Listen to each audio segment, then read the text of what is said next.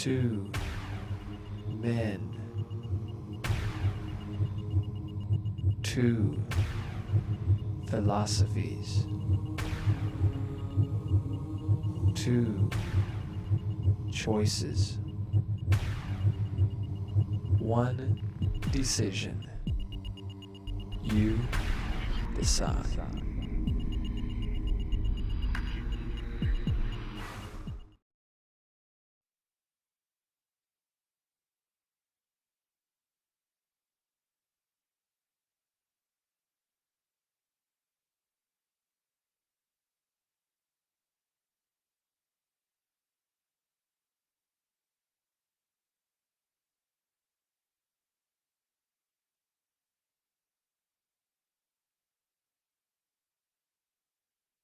My goal tonight is to teach you something about science in general and evolution in particular.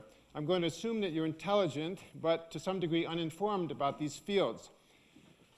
There's some common misconceptions about the theory of evolution, but basically it just says that all living organisms on Earth today are descended from a few species that lived many millions of years ago. One big misconception about evolution is that it's somehow anti-God. But in fact, nothing in evolution argues against the existence of God. I believe the process of evolution is part of God's creation. Another big misconception is that evolution is, quote, just a theory, unquote. But in fact, there's extensive evidence for it, and that's what I'm going to tell you tonight. When we want to understand or explain something, we use the scientific method, which is really just careful application of common sense. First, we form a hypothesis, and then we test it. We do this by deriving deductions or predictions that follow logically from the hypothesis, and then testing those predictions by observations and experiments. A good hypothesis has to be, in principle, falsifiable. That means there must be tough tests which, if the hypothesis were really wrong, would disprove it. Then if the hypothesis passes all those tough tests, we conclude that it must be true. So let's take a look at the hypothesis of Dr. Hovind concerning the history of life on Earth, creationism.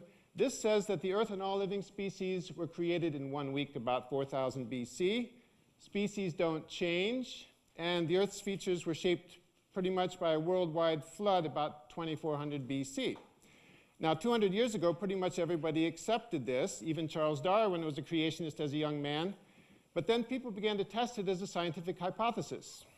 And it failed all the tests. It became clear that the Earth is much older than 6,000 years. It's millions of years old, that living species can change over long periods of time, and that there just isn't any evidence for the supposed worldwide flood. So, Charles Darwin came up with the hypothesis of evolution by natural selection. This says the Earth is very old. Living things can change over generations, many generations. Living species can diversify into 2 or more separate species, and all species on Earth are descended from a few ancestral forms that lived in the distant past.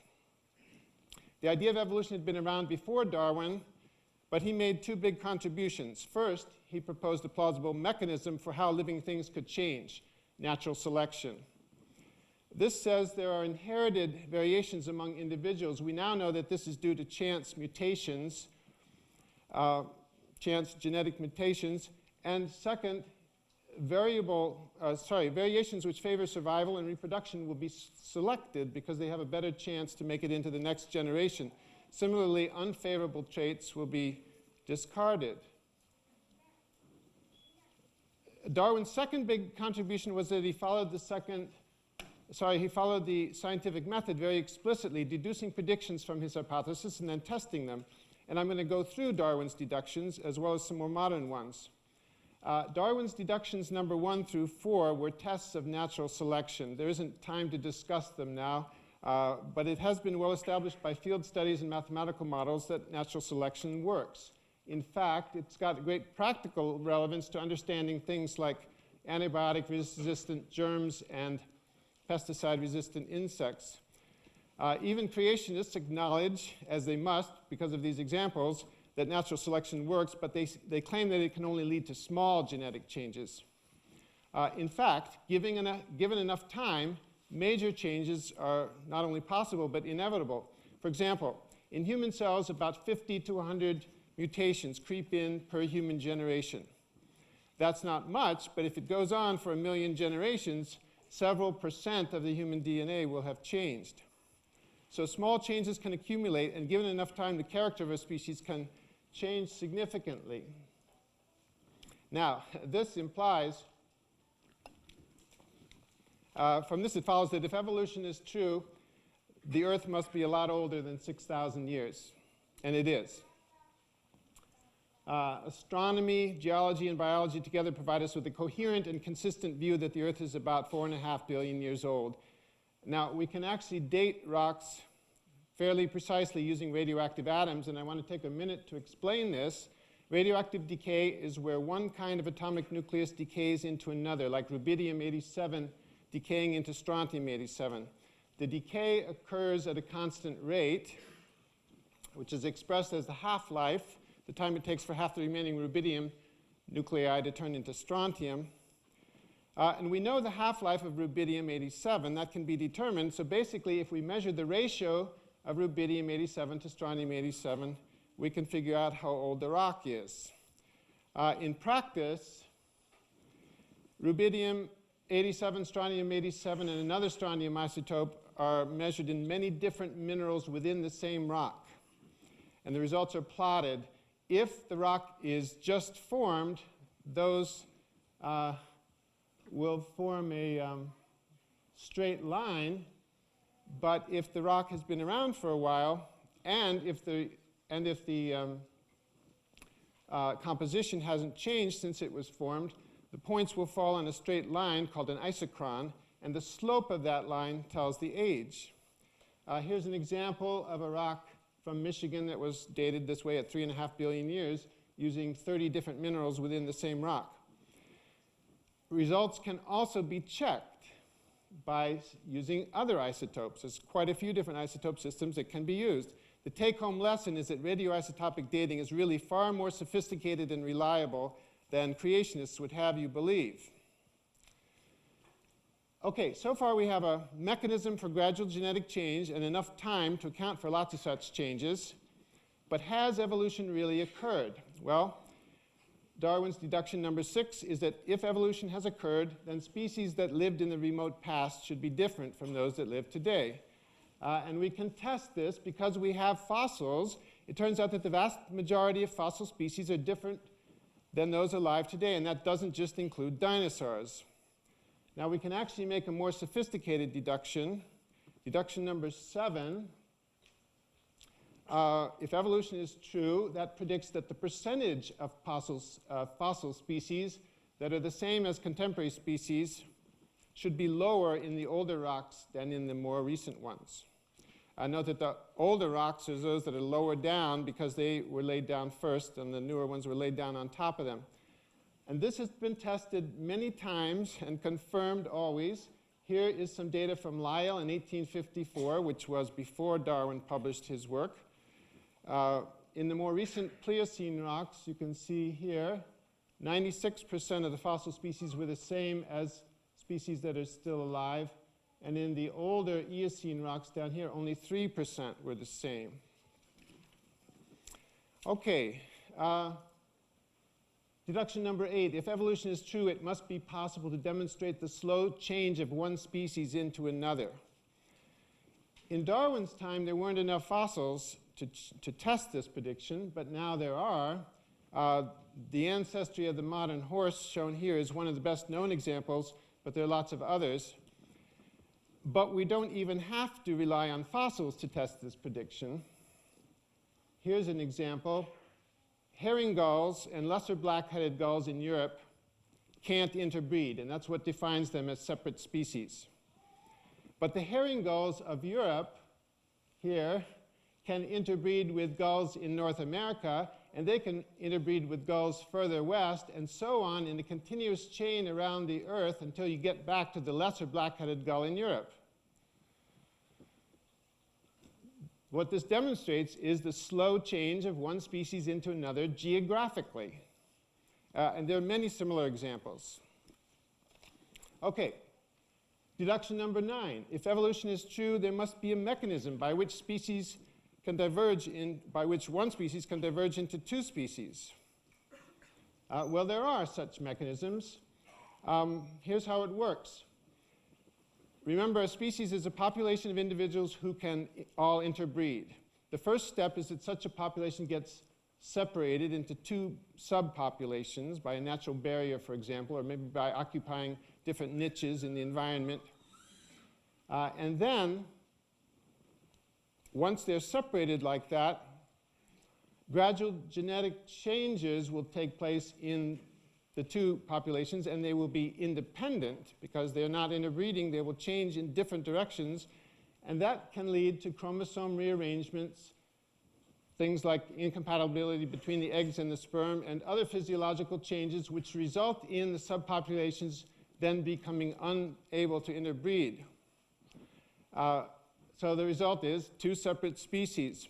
The classic example of this is the finches of the Galapagos, which Darwin studied, which got isolated on the different islands of the Galapagos, and so they diverged into multiple species. Here's another example closer to home. The leopard frogs of Nebraska can interbreed with the leopard frogs of Wisconsin, and the leopard frogs of Wisconsin can interbreed with the leopard frogs of New England. But the leopard frogs of Nebraska can't interbreed with the ones in New England. So if something were to happen to wipe out the ones in Wisconsin and others that might be in between, you would have two separate species. And that's how speciation can occur. Okay, deduction number 10. If all today's species are descended from a common ancestor, as evolution says, there should be connecting forms between the major groups. Well, this was Darwin was going out on a limb when he made this prediction. There were no transitional fossils known in 1859, but just a few years later, Archaeopteryx was discovered, which has dozens of skeletal characteristics of reptiles, such as a bony tail and teeth, but it also has obvious characteristics of birds, feathers and wishbone and wings, for example. And many other transitional fossils have since been discovered. Now, deduction 11, if there's a unity of life based on common descent, then this should be reflected in the structure of cells. And it is. All cells have similar features. I won't go through them in detail, but then within these similarities, there are patterns of differences which are explained by the theory of evolution, but not by creationism. Deduction number 12, unity of life based on common descent predicts common molecular processes. This too is what we find. DNA, RNA, and proteins are in all organisms, and common mechanisms of metabolism. Control mechanisms. This last part means that we can learn a lot about human cancer by studying yeast. Interestingly, the genetic code is not quite universal. It turns out there are some exceptions to the universal genetic code, and evolution can predict how the pattern of those exceptions occurs, but with creationism, they ought to be all the same, or else no similarities at all. Okay, deduction number 13. It should be possible for proteins to evolve new functions if evolution is true, and it's possible. Genes can be duplicated. This involves transposons, and the mechanism is well known. And interestingly, many of these genes become pseudogenes, which don't do anything. They just sit there because the sequences that promote the gene activity have been lost. Once a gene has been duplicated, then the two genes can evolve in separate ways, and sometimes you get new proteins with new functions. There's a lot of examples of this, but it's even becoming important industrially, as in the reference that's here at the bottom, for developing new enzymes that don't exist in nature. Okay, deduction 14. If members of a group share common ancestry, this should be reflected in their anatomy. And there's a lot of examples of this. It's very familiar. The homologous bones in vertebrate limbs is just one example. Deduction 15. Common ancestry should be reflected in embryonic development. Again, there are tremendous similarities. This is because evolution works by modifying what's already there. So since mammals descended from fish, it's not surprising that an early human embryo has gill slits and a tail, which later disappear. Interestingly, astonishing progress is made just in the last 10 years in understanding the molecular biology of embryological development. So we are now beginning to learn how new organs and body plans can evolve by modification of previously existing genetic programs. This is the cover of one of the many new textbooks in the growing field of evolutionary developmental biology. Okay, evolution predicts a unique and consistent family tree showing the relatedness of different species. This sort of thing used to be done by comparing anatomy, and the idea is that there's always nested patterns when you compare different features. But the best and most reliable and objective family trees of this type come from similarities in proteins and DNA. Suppose we compare three species, a particular gene in species X, Y, and Z. We measure genetic distance between each pair of species by counting the number of differences in the DNA sequences. For example, here, 4 differences between X and Y, 4 between X and Z, and 2 between Y and Z. And based on that, we predict a relatedness that Y and Z are more closely related. I should point out this is usually done with genes with thousands of DNA subunits, and this is shown with only 6 just for illustration. But this would predict a family tree like this. And once you have that family tree, that in turn predicts that the same pattern would be observed in all genes, not just this particular one. This is pretty surprising from the creationist point of view. Compare the shark, the dolphin, and the mouse. If these were created independently, you would expect the shark and the dolphin to be more closely related in at least some genes, but they aren't. In fact, dolphins and mouse are more closely related in all genes because they have more recent common ancestors. Here's another example of a family tree of vertebrates based on a few proteins. And here's one for the entire, all the kingdoms of life based on ribosomal RNA. Okay, another deduction, this is the last one. Sets of chromosomes in related species should differ by a small number of chromosomal rearrangements. And this is always found to be the case. In fact, you can use these kinds of similarities in the same way to create family trees. And there's another example up here on this poster board you can look at later. It doesn't matter whether you use chromosomal rearrangements to make these trees, or DNA, or protein. You always come up with the same family tree, which is exactly what evolution predicts. An important and useful consequence of this evolutionary relatedness is that we can use lower organisms as models to learn about human diseases. There are 280 genetic diseases in man for which the gene has been identified, and it has recently been found that the fruit fly has 2/3 of those genes. Now, Dr. Hovind might say this is because they have a common designer, but a nuclear power plant and a light bulb are both designed by General Electric. Do you think we can learn about 2/3 of the things that go wrong with a nuclear power plant by studying a light bulb? I somehow doubt it. In conclusion, evolution is a good scientific hypothesis because it makes many testable predictions. It suggests experiments and observations that we can do, and most importantly, it's potentially falsifiable or disprovable. This means that it makes such strong predictions that if they were not confirmed, the hypothesis would have to be rejected. And I challenge Dr. Hovind to tell us why creationism deserves consideration as a scientific hypothesis. Tell us what predictions it makes. Tell us how it could, in principle, be falsified. Tell us what observations or experiments could, even in principle, disprove it. But evolution is more than just a hypothesis. Its major predictions have been confirmed, as I've shown you examples.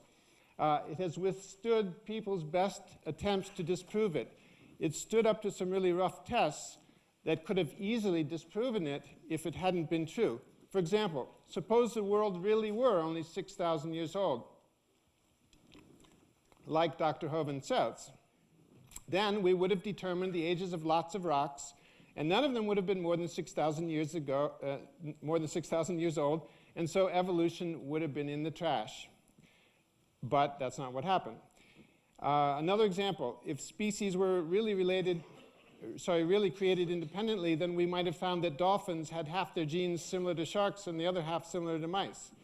And so evolution would have been disproved, but that didn't happen. Another thing about evolution is that it explains things that no other hypotheses can, and as I mentioned, it's been extraordinarily useful in guiding productive research. This is why evolution is accepted by virtually all biologists, geologists, and biochemists. And that's why it deserves to be called a theory. A scientific theory is not just a hypothesis, it's something that's been well established. And indeed, it's not only a reasonable theory, as we are debating, it's one of the most important and the best established theories in modern science. Thank you for your attention.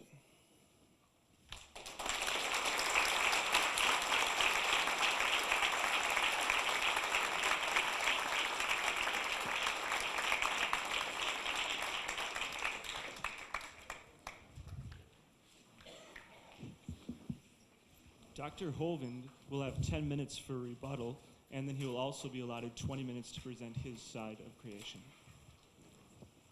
All right. Well, thank you so much for being so patient. I apologize for being late. I didn't miss. The first flight was canceled leaving Pensacola, so they said the quickest we can get you there is 5 o'clock. I said, well, how far a drive is it from there to Oshkosh? They said, 2 hours. I said, let me drive. We will cut that down some. Amen. But it's an honor to be here tonight, and I appreciate you all coming out. What we're supposed to be discussing tonight is basically the question, is evolution a reasonable scientific theory? Well, I think we need to first of all define a few terms here.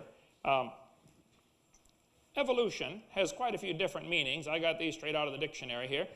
An unrolling and unfolding process. The one we're discussing here tonight is probably more relates to number 4. It has to do with biology. The development of a species, organism, etc., from its original to its present state. Now, this definition of evolution is a little bit deceitful. What happens, as I'll show you in a minute, a lot of other things are smuggled in along with this definition. There is no question the organisms we have today are descended from their ancestors, obviously. And there is no question there have been some changes. Now the question is, how far do the changes go, and where do you leave science and enter religion, speculation? The Christians have no argument, the creationists have no argument with organisms changing, but we think they're limited to the same kind. Several times, Dr. Paulson tonight emphasized the changing of species, the changing of species. Well, now, species is kind of a nebulous term. A dog, a wolf, and a coyote are different species. Look them up. Canis lupus, Canis domesticus, but they're interfertile. Nobody's ever nailed down a good, hard, solid definition of species. The examples he gave of the gulls, not being able to interbreed, well, stand 30 feet away and look at it. It's still a bird. Okay, it's a gull. That's not evolution. The Bible never says they're going to bring forth after their species. The Bible said they bring forth after their kind. And just because you get two animals that end up being slightly different variety, that some scientist today decides to call them a new species, it doesn't mean they're a different kind. I did not see one example this evening so far of any evolution showing a different kind of animal. It's just what somebody calls a new species. So if we're going to deal with the development of species, organisms, etc., from its original to its present state, or that all species descended from earlier forms, I'll go along with that. Evolution happens. But that's not what the textbooks teach. They go many steps beyond this and teach the kids that all life forms came from one common ancestor. Probably all the dogs came from a common ancestor, and it was a dog. It doesn't mean the dog and the banana are related. Okay? Let's define a few more here, a few more terms. Reasonable, able to reason, fair, just, wise, sensible, not excessive. To say that a dog and a wolf have a common ancestor is reasonable, it's wise, it's sensible. To say that a dog and a banana have a common ancestor is not wise and not reasonable and not sensible. Now, if you want to believe that, that's fine, but that's not science. Science means to know, things that we can observe or test or demonstrate. A branch of knowledge, one that systemizes facts, principles, methods, skill, or technique. The basic word is knowledge, things that we can know. What can we observe, we can test, we can prove? I will contend tonight that absolutely nothing in evolution above the species level, if you want to use that word, can be proven. It's all speculation. It's all fairy tale. It didn't happen. Now, if you want to believe it happened, that's fine. You're welcome to believe that, but quit calling it science and quit using my tax dollars to put it in our school system with real science, because it doesn't belong there at all. Theory. A speculative plan that has been observed to some degree. By the first definition of evolution, yes, we have observed, there's no question, that animals can produce a lot of varieties. But I contend the variations have limits. Here's how science is supposed to work. You observe the universe, you create a hypothesis or a theory to explain the observations, and then you present evidence to support your theory. He asked in his closing remarks if I could provide some, let's see, well, why should creation be considered as a scientific theory? He wants me to present some predictions. Let me give you in a nutshell what the creationist model presents, and then we'll make a few predictions. The creation view says about 6,000 years ago, there was an instantaneous creation. All organisms were created together in 6 days. I would predict, based on this, that we would find billions of examples of symbiosis relationships of certain plants that require certain animals and certain animals that require certain plants that defy explanation by slow, gradual evolutionary accumulation of mutations. I think we'll find lots of examples in nature, if you just open your eyes and look for them, things that could not have evolved bit by bit. Read Darwin's Black Box by Michael Behe. You'll see the irreducible complexity exists all over the universe. Then the creationists teach that these animals will bring forth after their kind. Keep that word kind in mind, not species. The argument is not about species. The argument is about where do different kinds come from. And I don't know if the kind is the same as our family level or genus level or where exactly it is. I'm not sure that our classification system that Carolus Linnaeus developed is the same one that God intended or that God made. I don't know. But I think it's pretty obvious to a 3-year-old that a dog and a banana are a different kind and a dog and a wolf are the same kind. A horse and a zebra might have a common ancestor. I wouldn't argue about that. Stand back and look at it. It's still the same kind of animal. So I predict we will find animals able to produce only after their kind, and that there will be no examples found of anything producing a fundamentally different kind of animal. A black gull and a white gull are the same kind of animal. And then, according to the creation model, there was a flood 4,400 years ago. The world was totally destroyed. I would predict, because of this worldwide flood, we will find sediment layers all over the world containing trillions of fossils of dead things. I predict that the pre-flood world was loaded with trees, and they would be buried and form layers of coal. I predict if we dig down in the ground, we will find coal, and it'll most often be found in layers, stratified layers. I predict, based upon this model of a worldwide flood, we will find petrified trees standing straight up, running through multitudes of layers, proving the layers are not different ages, like the textbooks teach. And I taught earth science for 15 years, and I'll show you pictures in a minute. I predict, based on this flood, we will find that all people in the world descended from a common family. And when you look at mitochondrial DNA and the way it slowly changes, they find, sure enough, we got a common ancestor. There's been big deals in the newspaper about that. Mitochondrial Eve. They say, oh, everybody descended from a common woman. Well, I could have told them that. I can even tell them her husband's name.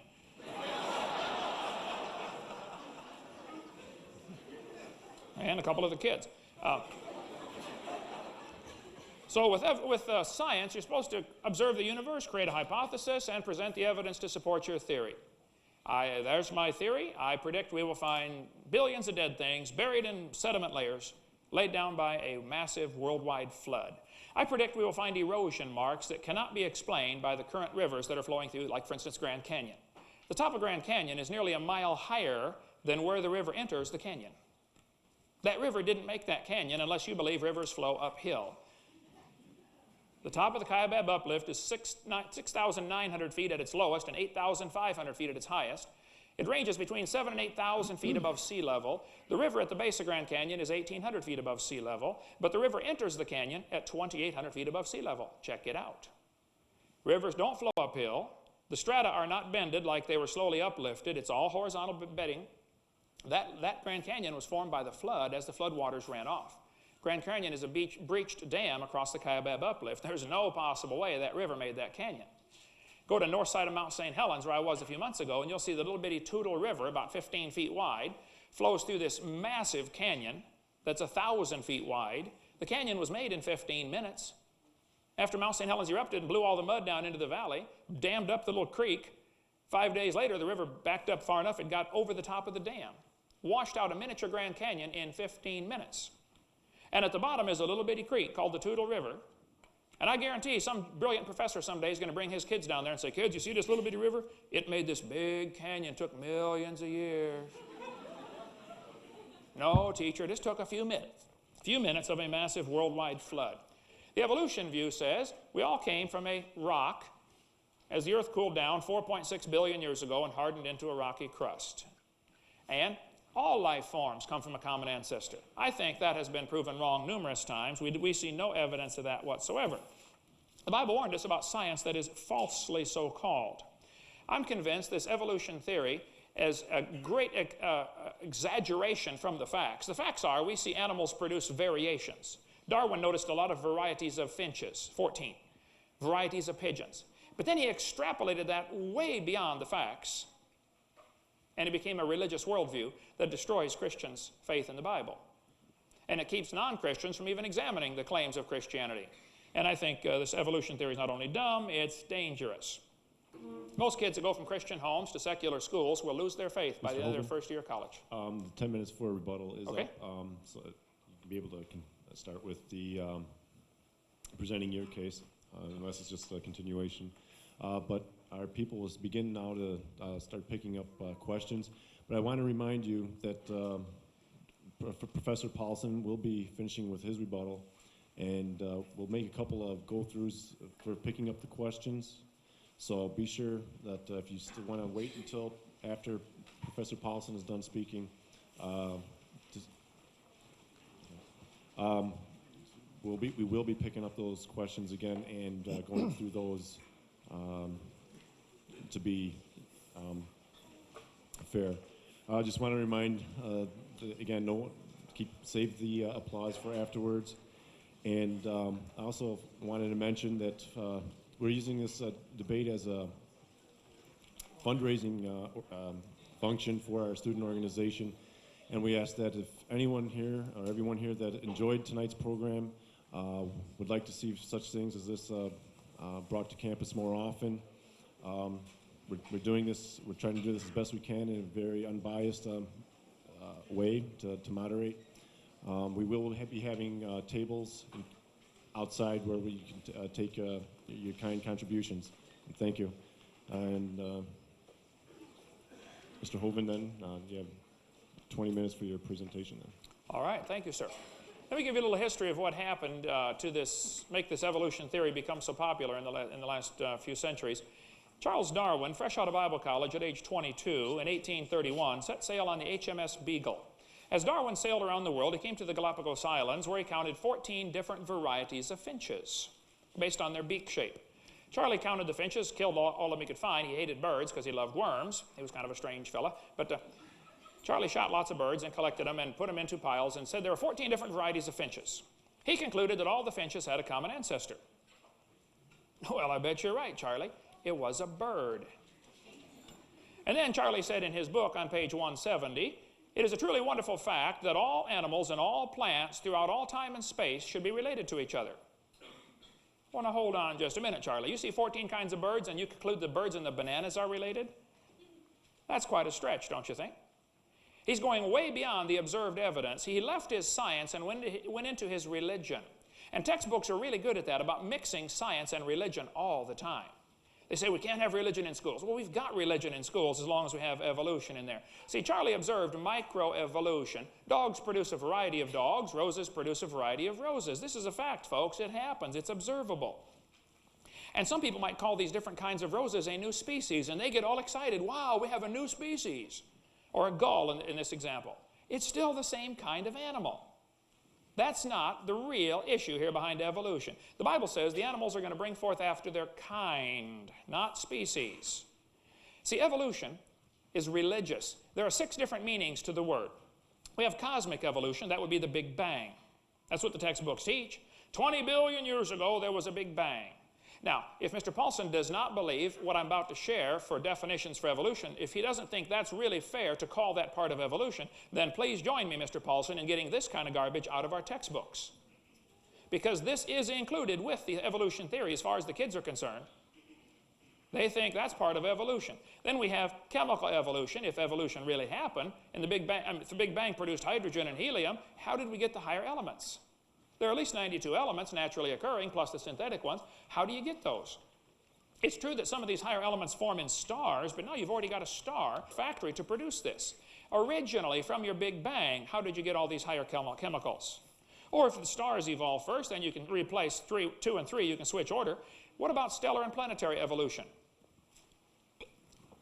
Nobody has ever observed one star forming. None. We've seen lots of them blow up. Nobody's ever seen one form. And there are several out there. I mean, step outside and take a look. There's enough stars out there that right now everybody on Earth could own 2 trillion of them to themselves. That's the ones they know of.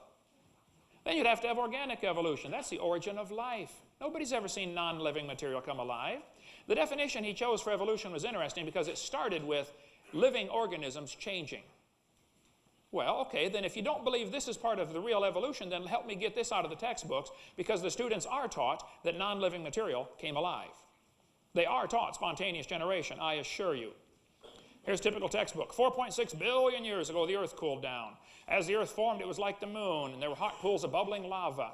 And oceans formed as it rained on the rocks for millions of years. Yes, boys and girls, millions of years of torrential rains created great oceans. Now, if this is not really part of the argument about evolution, then help me get this junk out of the textbooks. If you really want to make the argument about evolution, variations, you know, 2 species coming from a common kind, well, then I'll join you on that. That happens, okay? But they're sneaking in a lot of other stuff under this umbrella of evolution. This textbook says the first self-replicating systems must have emerged from this organic soup. Swirling in the waters of the oceans is a bubbling broth of complex chemicals. Progress from a complex chemical soup to a living organism is very slow. Well, I guess it is. It's totally stopped. It doesn't happen at all. That's how slow it is. But the kids are taught this kind of stuff. Now, you have to really watch this. I've learned in the last couple of years, the evolutionists are backing off of pushing their whole theory, and they're trying to get the kids to bite off a little bitty chunk and believe in microevolution, which is certainly true. They're trying to change the definition to mean only changing in living organisms after they've come alive. But I'm telling you, this other stuff is in the books, folks. This one tells the kids the humans, the birds, and the crocodiles have a common ancestor.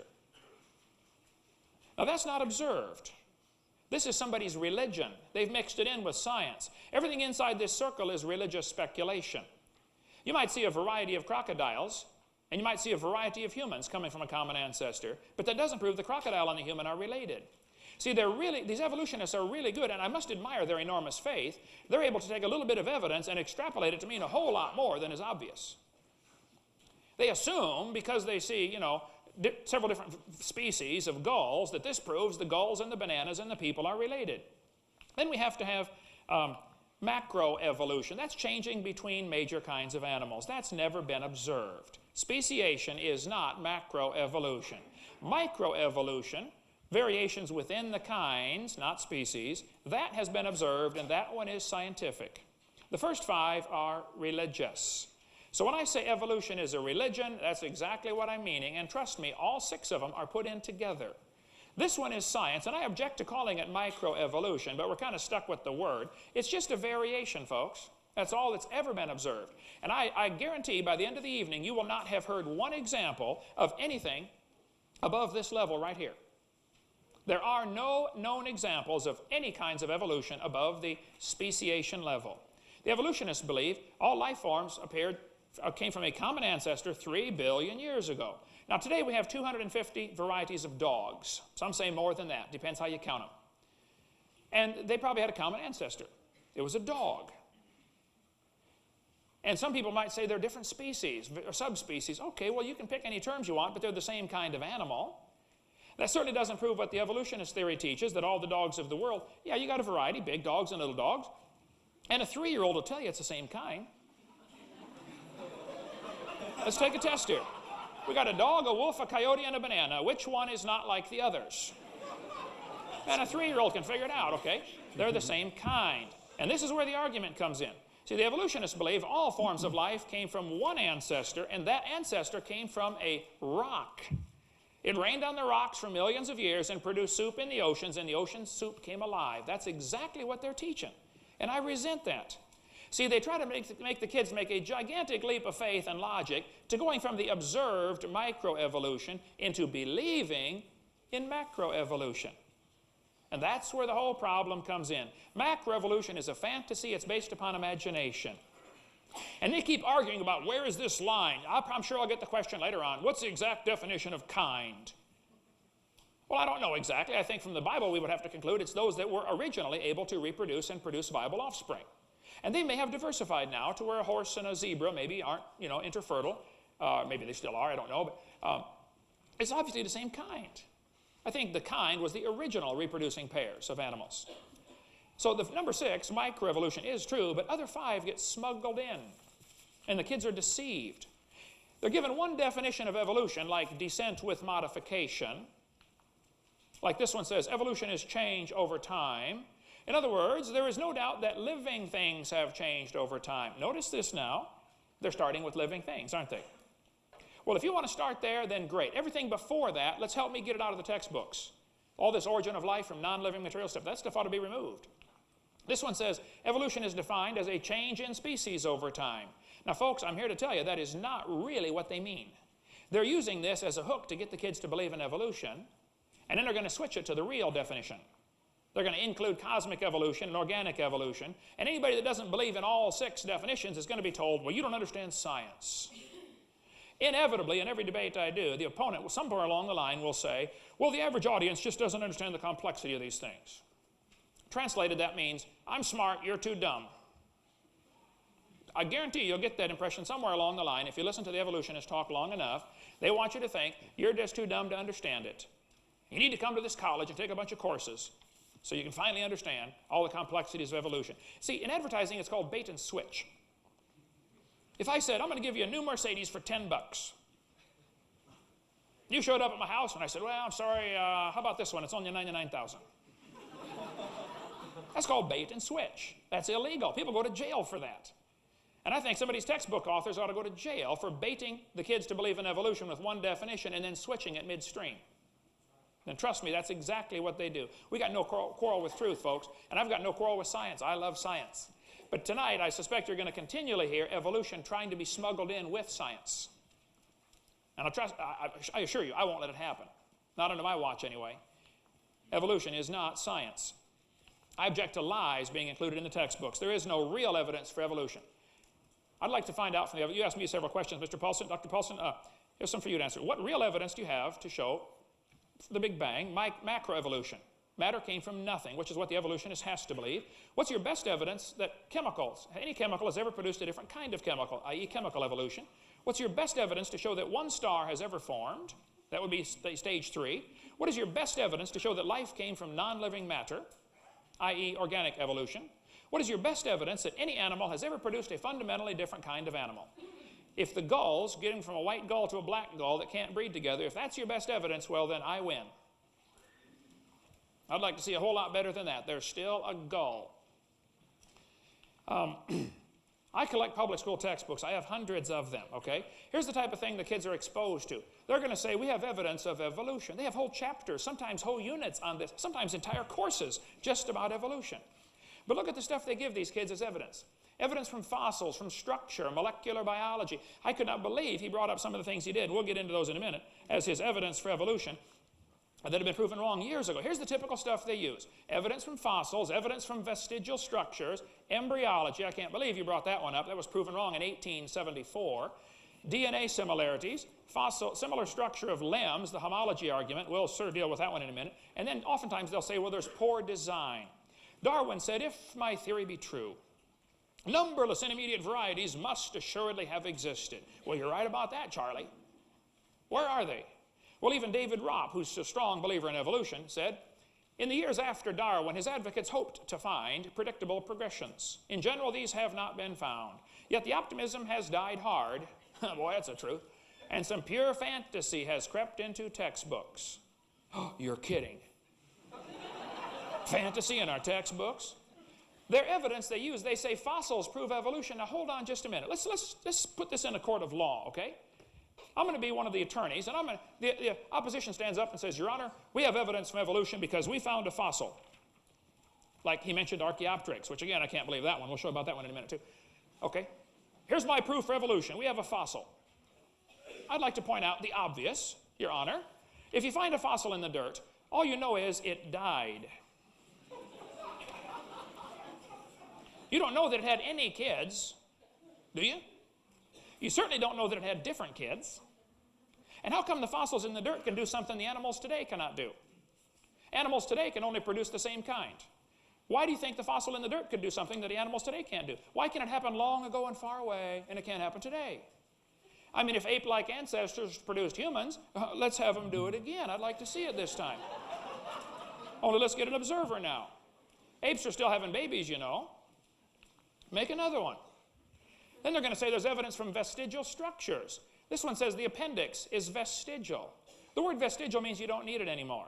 Well, that's just simply baloney. You do need your appendix, okay? The appendix is part of the immune system, and people that have their appendix taken out are much more susceptible to all sorts of diseases. There's all sorts of research on that in the last 10 years. There aren't any vestigial structures. This one says the whale used to walk around. Here's typical stuff the kids are exposed to. Look at the whale's vestigial pelvis. That's what it says in the textbook. The whale's pelvis is evidence of its evolution from land-dwelling animals. Four-legged land-dwelling animals. Well, just hold on a second. Those bones right there in the abdomen of the whale are anchor points that muscles attach to. And without those muscles and those bones, the whales cannot reproduce. That has nothing to do with walking on land. It has to do with getting more baby whales. And the author that wrote that is either ignorant of his whale anatomy and should not be writing about it, or he's a liar trying to push some kind of theory off on these kids. Is that your best evidence for evolution, a vestigial structure? This one says humans have a tailbone that is of no apparent use. Well, my wife broke hers 3.5 months ago, and she's in excruciating pain tonight, 3.5 months later. Trust me, you need your tailbone. I was in a debate in North Alabama with the president of the North Alabama Atheist Association. He got up in front of God and everybody and said, folks, we got proof for evolution. The human tailbone, you no longer need it. I said, Mr. Patterson, I taught biology and anatomy. I happen to know there are 9 little muscles that attach to the tailbone, without which you cannot perform some very valuable functions. I won't tell you what they all are, but trust me, you need those muscles. I said, however, Mr. Patterson, if you believe the tailbone is vestigial, I will pay to have yours removed. Bend over. Won't take you but a minute to figure out that's not vestigial. There aren't any vestigial structures. And if there were, that's the opposite of evolution. That's losing something, not gaining something. Then the evidence from DNA similarities. Similar DNA proves the same designer wrote the code, folks. If God didn't make everything out of the same amino acids, we could only eat each other. God made it so the brown cow can eat the green grass and give the white milk and churn it and get the yellow butter, and I eat it and get the blonde hair because it's all made from the same amino acids. That's why there's similarities, not because they all have a common ancestor. I mean, a freshman law student in a court of law could tear that one apart, folks. That's not proof for evolution. And listen carefully tonight, because there is no evidence for any changes above the species level. Now, if you want to believe there is, you're welcome to believe that, but that's not science. That's your religion. And I think if you're going to keep my religion out of the school, we ought to keep your religion out of the school also. Evolution has no business being in the schools.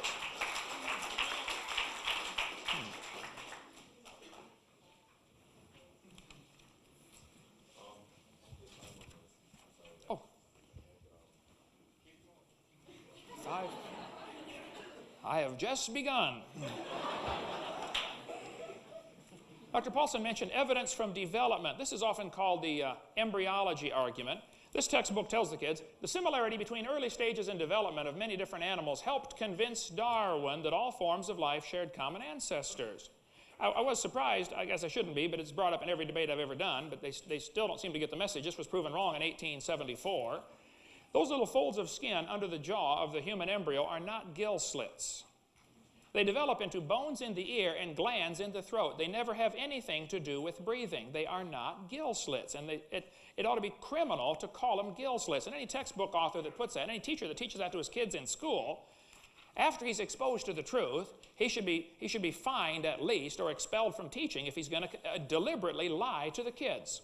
Ernst Haeckel, embryology professor at Jena in Germany, at the University of Jena, he read Darwin's book in 1860. He loved it. It converted his whole way of thinking. His lifestyle was changed. Ernst Haeckel taught embryology, the study of embryos. Ernst Haeckel made this drawing right here, similar to the one Dr. Paulson showed us a moment ago, about the embryos having gill slits and tails. Haeckel made up this entire thing in 1869. He was trying to help Charlie out because Charlie said we should find evidence for my theory. 10 years later, they had none, so Haeckel made some up. On top are Haeckel's drawings. Underneath are actual photographs of those creatures. Now, either Haeckel is a lousy artist or he is a liar trying to promote some kind of religious worldview. Having studied it quite a bit, I'm convinced he was just a liar, that's all. He was actually convicted of fraud by his own university. In 1874, they had a trial, and Haeckel was convicted of fraud. I mean, convicted their own professor. But Haeckel's drawings still appear in textbooks today. They appear tonight on the screen. I can't believe this. This concept of embryology, proven wrong a long time ago. Then they're going to say natural selection causes evolution. The fruit fly is often brought up as an example. They nuke these flies and microwave them and x-ray them and get them to have all sorts of mutated babies. They get flies with curled wings. They can't, fly around. Flies with no wings at all. What do you call that? Crawl? He can't fly. But you get all these mutated flies, and every fly they get's worse off than the original fly. And that's proof of how we get ahead. Folks, that's not evolution. It's still a fly. And it's a worse off fly. This one about the peppered moth was proven wrong several years ago. The guy had to glue dead moths to the trees in order to take the picture for your textbook, kids. The peppered moth experiment is baloney. It didn't happen. It didn't work. But it's still in the textbooks. Then the evidence from structure, called the homology argument. He mentioned this as one of his evidences for evolution, his lines of reasoning.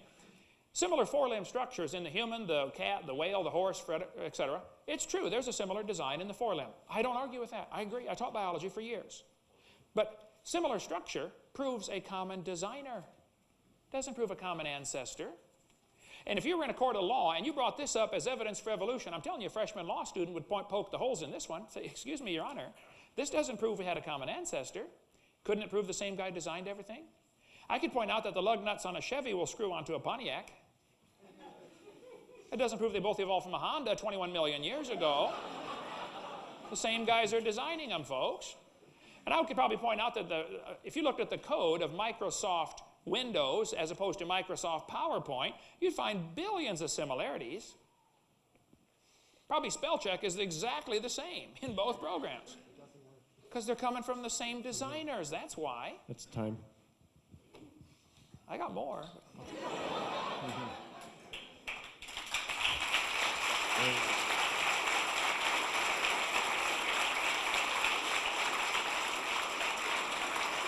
Thank you.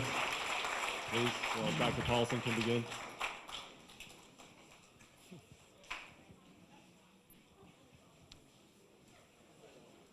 So I have 10 minutes.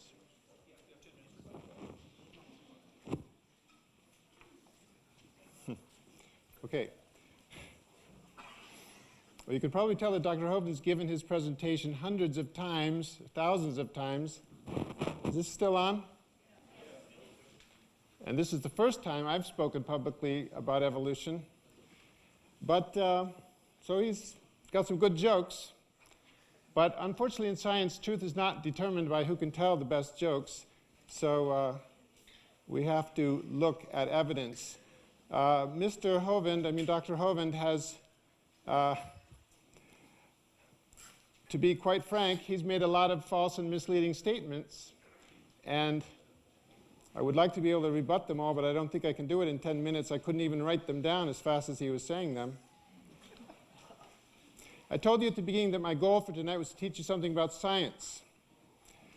And I think I can claim to have some experience to do this because I've been doing research for 28 years almost. And probably the most important lesson, which I hope I've impressed upon you, is that science is not just a body of knowledge, it's a method. It's a process, the scientific method. And I told you about forming hypotheses, testing them, and so forth. what I told you on the slides was obviously just an outline of all the deductions and predictions and evidence that has been put forward. Dr. Hovind will cite one small piece of evidence and say, this is all they got. But that one small piece of evidence is just an example. There are libraries full of reports, research reports, that back up all these things. As I showed you, there were some tough tests that evolution has been put to. We can't show that a dinosaur turned into a bird because it took millions of years and we can't wind the clock back. Maybe Dr. Hovind seems to expect that we ought to be able to do that. Nobody says, evolution doesn't say that you can see a dinosaur turn into a bird or a lizard turn into a mammal before your very eyes. It takes a long time and people weren't around then. So it has to be inferred from other kinds of evidence. And that's why we do this scientific approach. That's the way to learn about things that you can't observe directly. He might just as well question what we know about the stars, about the sun. Nobody's ever been to the sun. How do they know there's helium there? But there are ways to test these things indirectly. You don't have to go to the sun to find out its composition. You can use the methods of physics and chemistry and analyze the light and the other radiation from the sun. Dr. Hovind has ignored or belittled most of the points that I made, but I can assure you that none of his arguments would stand up to scrutiny if we had time to scrutinize them.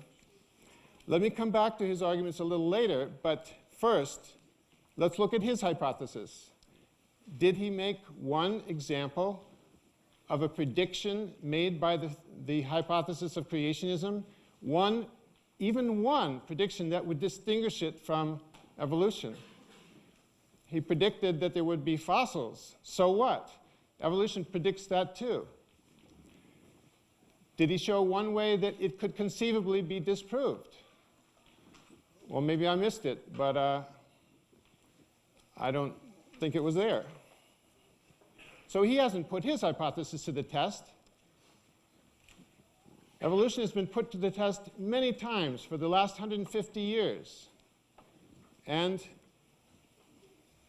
despite what he says, it hasn't been disproved. Creationists could put their theory to the test. I can suggest some experiments he could do. Dr. Hovind has this fairy tale about how the fossils were all laid down in the Great Flood. Of course, he never comes up with any explanation of where all the water came from, where it went, where all the mud came from, how it turned into rock instantaneously, how the intrusions of granite into the sedimentary rocks formed instantaneously. There's so much granite around the world. We know that granite forms at 1,000 degrees Celsius. That's when it solidifies. The granite that's in the earth today intruded into sedimentary rocks, presumably must have formed after the flood, after the rocks were laid down. You can calculate that all the heat in those granite rocks would have been so much, all the heat released by cooling those rocks would have been so much that the oceans would have been boiling. At least it solves the problem of how Noah fed those 20,000 species of terrestrial animals and reptiles, birds, and animals. He fed them boiled fish. So he could test his hypothesis, for example, by looking at coprolites or by looking at tree pollen. His hypothesis predicts that dinosaurs and modern plants were on the earth at the same time. And so in the coprolites, which are fossilized dinosaur dung, you should predict, his theory would predict, that the pollen of modern plants should be in there. But it never is. Of course, the creationists know that their predictions won't be confirmed if they're too tough, so they don't do any experiments. A side effect of Dr. Hovind's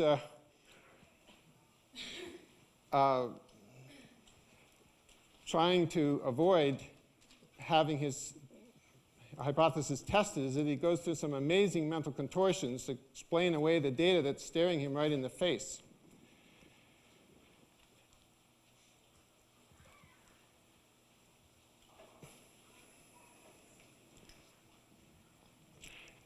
And all these, it's kind of hard to even begin to list them all. So many of these things that he comes up with. All the fossils being laid down in the flood. There are so many fossils in the rocks of the world. The sedimentary layers are, on average, miles thick. And the number of fossils is so great that if they were all alive at the same time, well, there wouldn't have been any standing room for Noah to build his ark. In fact, the animals would have been piled on top of each other. So those kinds of things just doesn't make sense. He comes up with a good answer to every little thing, but altogether they don't add up to anything. Sorry, I don't know what caused that. Dr. Hovind says that evolution is a faith.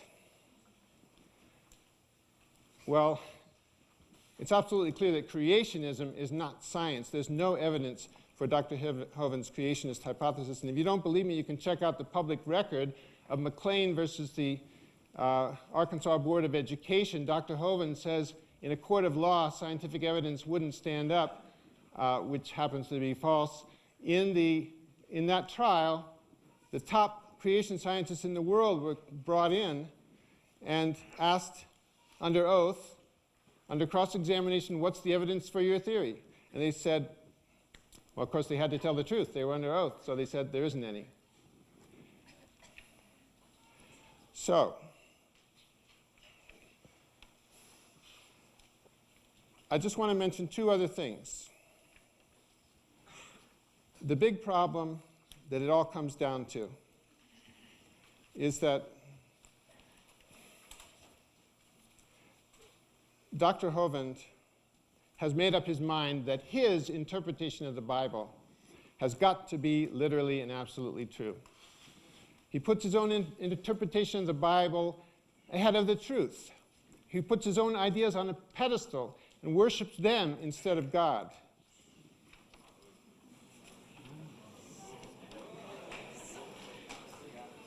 Creationism is a dumbing down of God. Creationism says that, well, he's always using the argument that if he can't explain something, he'll say, well, God can do anything, so God could have put the fossils in the rocks or whatever.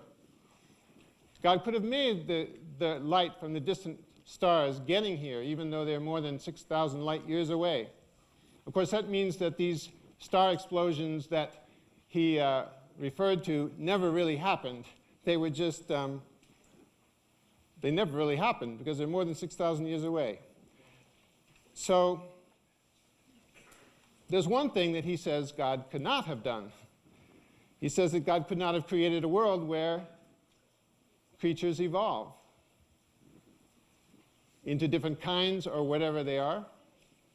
He never tells us what a kind is, so I'm afraid I can't respond to whether kinds can change. I guess if I could show that they change, he would revamp his definition. So, in conclusion, I want to say that we need evolution in our schools because it forms the basis for modern science and medicine. There is so much research going on model organisms like yeast that should have no applicability to humans if there's no relationship between the two. But it is. Valuable advances have come from that. Applying evolutionary theory to the study of influenza virus has led to predictive ability to show how flu is going to change so we can make better vaccines. Those are just examples. But in conclusion, if we don't teach our students about evolution, there's no way that they can understand modern biology or medicine. Thank you.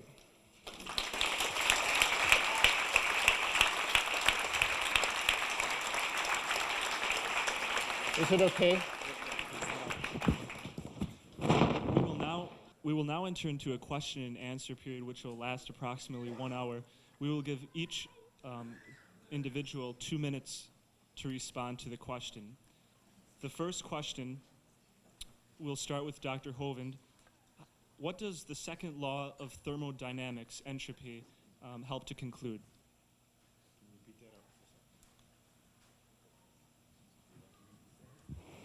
The question is, what does the second law of thermodynamics, entropy, help to conclude?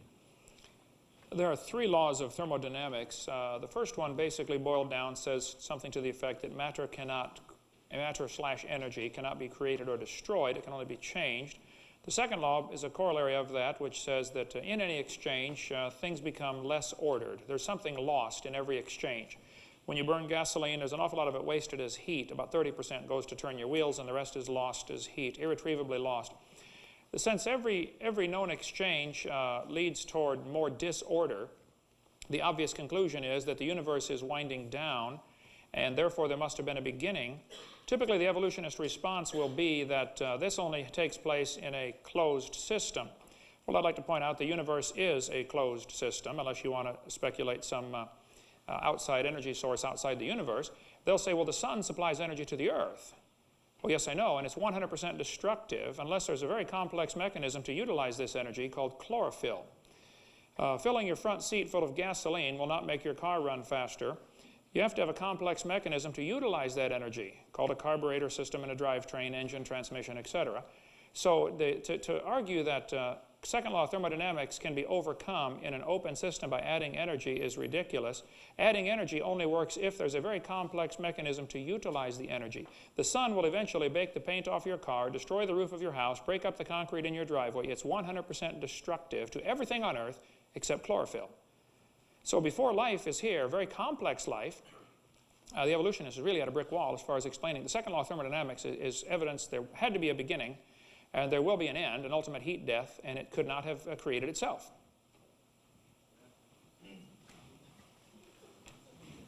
Time up? Do I have a minute? 2 minutes? I didn't quite follow that answer, but the second law of thermodynamics does say that there's a difference, and what it says is different from what the creationists usually say. The second law of thermodynamics does say that in a closed system, disorder increases. And living things are not closed systems, and that's why in living things, disorder can decrease. If Dr. Hovind doesn't know the difference between an open system and a closed system, I suggest he make himself into a closed system right now. Stop eating, drinking, and breathing. And about 10 minutes from now, we'll check back and see if his disorder has increased. It will. But the point is, disorder can decrease, order can increase. It happens all the time whenever any living thing grows because it's taking in energy and food from its environment. And this has nothing to do with whether or not evolution could have occurred or not. In fact, it could have occurred because because order can increase and when energy goes in. And as he said, we get energy from the sun. I'll stop there.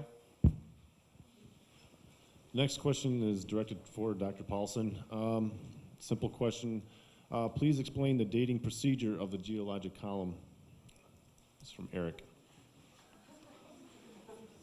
Okay, the dating procedure of a geologic column. I'm not a geologist, but from what I know, the geologic column was put together in the early 1800s, before Darwin.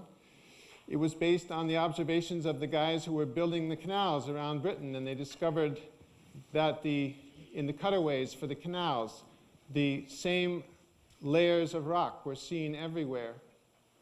And that had some practical usefulness for them because some layers of rock were more porous and they didn't want to cut into those when they were doing the canals. So they studied this and figured out the different layers in the different parts of the country and how they corresponded. They also noticed that there were fossils in these layers, and that some of them were, and that the fossils were found in the same, the fossils were distinctive for the layers. So the geologic column was putting together all these layers. Now, not all the layers occur in every place, because not every place was building rock throughout the whole history of the Earth, and some of the rocks have eroded somewhere along the way. But they could be put together, and that was before the theory of evolution came along. Later it became clear why there were the different changes in the fossils in the different layers, because evolution had taken place. And much later still, radioactive dating came into play, and that confirmed the relative ages.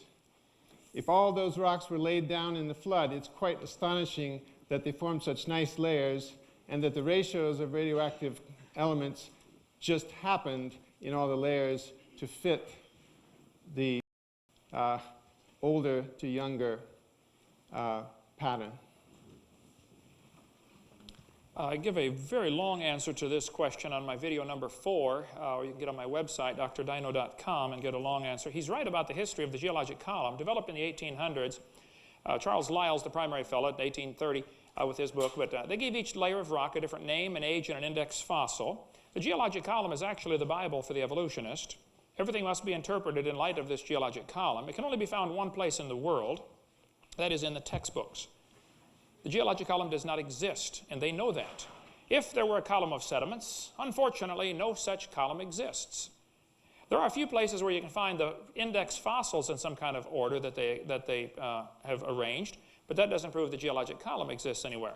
These layers of strata, like you see in Grand Canyon, all form very quickly. There are no erosion marks between the layers.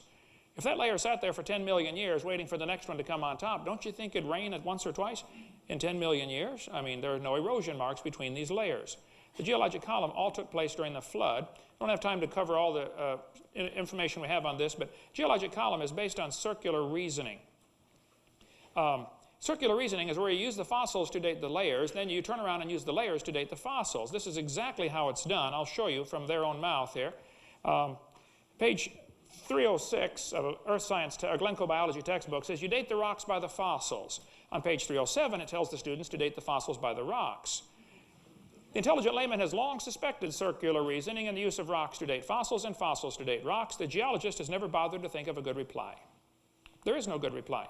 They're arguing in a circle. I'll just take a few more here. By the way, radiometric dating is not possible without the geologic column. The evolutionists themselves understand that. Let's see, how about this one? The rocks do date the fossils, but the fossils date the rocks more accurately. It's based on circularity, folks. I'll show you that it's not correct. Petrified trees are frequently found standing up, and I'll show you some pictures of them here, so don't tell exactly what I'm saying here. Lobe-finned fish. We cover all this in great detail in video number, 1 minute? I went past it. Petrified trees standing up, running through multiple layers in the geologic column. I have been to many places where these trees are. Petrified trees standing up, running through multiple layers are proof positive. Those layers are not different ages. Past time? Okay. This next question does go for you, we'll start with you, Dr. Hovind. You seem to be refuting single-step evolution. What do you have to say about cumulative evolution? I would say there is no cumulative evolution. It takes place in the imagination. They would like to believe that it happens if you give it billions of years, but there's no proof that it's happened. If you ask an evolutionist, you know, if we really came about by gradual changes, why do we see no kinds of animals changing today? Would you please give me your best example of a transitional form alive today? Lots of animals are still having babies. I mean, let's see one today, okay? If they say, well, we don't live long enough to see this change, okay, well then let's see one in the fossil record. Archaeopteryx is a lousy example. First place, it's not a missing link, it's a bird. It's a 100% bird, a perching bird with toes that, one toe goes backwards to grab the tree branches. I'll prove that if you'd like, if I get a minute. But absolutely 100% modern birds are found in rock layers that they date at 130 to 140 million years old, which is way before dinosaurs went extinct. So he said several times tonight that dinosaurs turned to birds, and I'm telling you folks, even by their geologic column, the birds were already here 130 million years ago. And I've got the evidence for that in a different presentation. It'll take me a minute to find that, but it didn't happen. There is no evidence whatsoever for this macroevolution. It only takes place, you have to imagine that it happened. And I'm sure we'll get a response like, well, we see these little changes, and if we had long enough time, time is the hero to the plot. And I'm telling you, it doesn't help, okay? Everything falls apart with time. It doesn't get better. Thank you.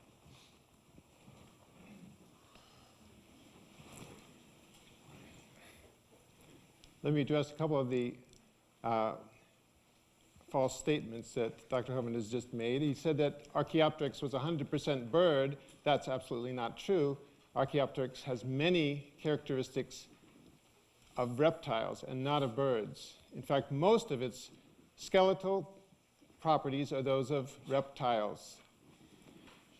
Claws at the end of the arms or wings, teeth, bony tail. Find me a bird that has those, and then I'll admit that it's 100% bird. But until then, he says that dinosaurs couldn't have evolved into birds because the birds were there before the dinosaurs were gone. Well, so what? There were dinosaurs there 200 million years ago, and some of them evolved into birds 140 million years ago. Other dinosaurs were still there. So what? Let me use the rest of my time to just point out that the so-called circular argument about the geologic column is totally false. The geologic column was not based on fossils originally. It was not based on evolution.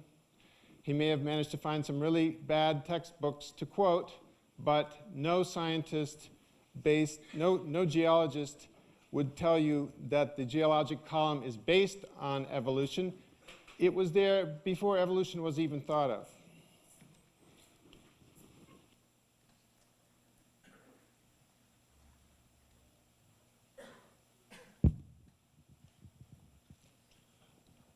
Going back to starting with again, Professor Paulson, the question simply, how does evolution explain symbiotic relationships? And by that I take it that they're talking about relationships such as the honeybee and flowers that are utilized by the honeybee, totally different separate species. I'll give an example. Again, I'm not an ecologist, so I don't know specific examples, but there is one example of an insect and a cactus, I think it is, that are totally dependent on one another. The cactus needs the insect for pollination. The insect needs the cactus for food. And the argument of the creationists is, well, how could they have evolved? Because if you took either one away, they wouldn't be able to survive. But all you have to think about is that in the past, some point in the past, there may have been several insects that fed on that cactus, and several different plants on which that insect, several different insects that could pollinate that cactus, and several different plants on which that particular insect could survive. But with time, some of the other plants and insects died out. That cactus changed gradually so that it became more dependent on just that insect, and that insect became more dependent on just that plant. So there's no contradiction. In fact, those are good examples of how evolution can work.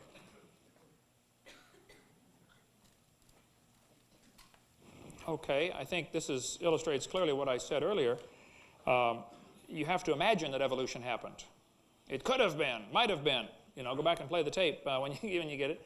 That's all they have, folks, is speculation. All you have to do is imagine there might have been another insect. Of course, we don't have any proof of this. This is my point exactly. Evolution is a religion. You have to believe in these things. There's certainly no evidence for it.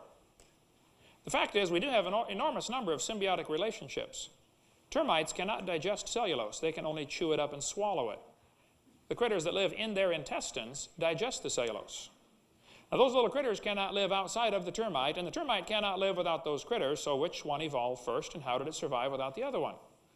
You'd have to go through all sorts of imagination of how, well, it might have done a different purpose, might have something else. Okay, you can imagine all you want, but this is my point. You're outside of science at that point. And just because a person has really good science in some areas does not mean he doesn't frequently try to sneak his religious worldview in with his science. And that's what's happened. That's what happens in all the universities, and it's tragic, and somebody ought to put a stop to it. I'm working on it as hard as I can. And again, the hero to the plot was time, as if time is going to do it. How much time do I have left? We're leaving an awful lot of stuff hanging here, and I'd love to go back, and I've been accused of being a liar about 10 times tonight. I'd love to go back and get a specific example and stay on just one. But this article says, dinosaurs are alive as birds. USA Today, October, '99. Dinosaurs, they found a new missing link. National Geographic, new missing link, proof for evolution. A couple months later, oops, sorry, it's a fraud. This stuff happens all the time, okay? We can go through this a bunch if you like. Textbook says dinosaurs turn to birds. There we go. Alan Fiducia, one of the world authorities on birds, said at University of North Carolina, Chapel Hill, he said, paleontologists have tried to turn Archaeopteryx into an earthbound feathered dinosaur, which is what you're trying to do tonight, but it's not. It's a bird, a perching bird, and no amount of paleo-babble is going to change that. Archaeopteryx had... Time is up. Watch video number 4 to get the rest of it. This next question again is for you, Dr. Hovind. If you believe that the universe was created 6,000 years ago, how do you explain rocks dating back millions and billions of years? Doesn't carbon dating prove millions of years? I've had this one open 3 times hoping we'd get to this, and now here we are. It's going to take me a minute to get there. I cover this in great detail on my website, or video number 7 about carbon dating. Carbon dating, I wish we had 2 hours to go through how it works. I'm very familiar with it. It doesn't work at all, and I'll show you why. Based on several obvious assumptions, and a freshman law student could take it apart in a courtroom. Living mollusk shells, carbon dated 2,300 years old. Science Magazine, volume 144. Freshly killed seal, carbon dated 1,300 years old. Antarctic Journal, volume 6. Shells from living snails, carbon dated 27,000 years old. One part of a mammoth, carbon dated 29,000 years old. Another part dated 44,000 years old. Geological Survey, professional paper 862. Baby edema, carbon dated. One part was 40,000, another part's 26,000, and the wood next to it is 9,000. The lower leg of a mammoth, carbon dated 15,000 years old. The skin was 21,000 years old. 2 mammoths side by side gave ages of 22,000 and 16,000. Living penguins dated 8,000 years old. They had in Berkeley, California, the most advanced dating center we have. Tried to date Homo erectus fossils. They thought it would be 250,000. He kept making the same startling find. Swisher said the fossils are 53,000 years at most and 27,000 years old, at least. What I'd like to point out, Your Honor, that's a 96% error. I think this is a little bit less than an exact science. It's time. Okay.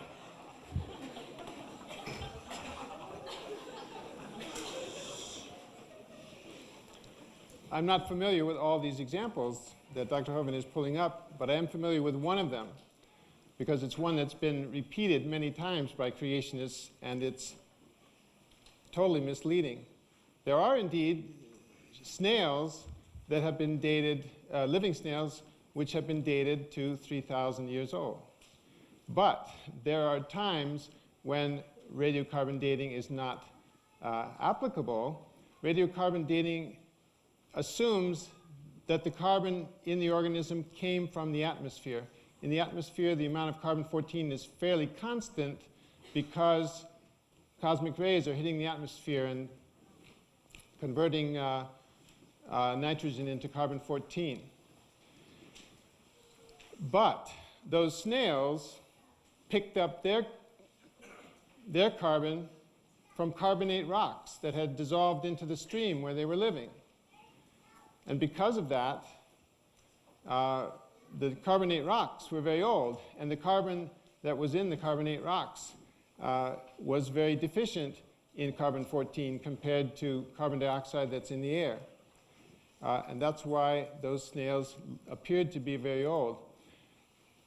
In fact, carbon dating has been applied to tree rings, and the correspondence between the tree rings and the carbon dates has been shown to be very accurate. It's actually, the expected error is about 10% because the amount of carbon-14 in the atmosphere seems to vary, and it has been shown to vary over the last 100 years or so based on, it varies, and it's correlated with activity on the sun, which is correlated with the amount of cosmic rays.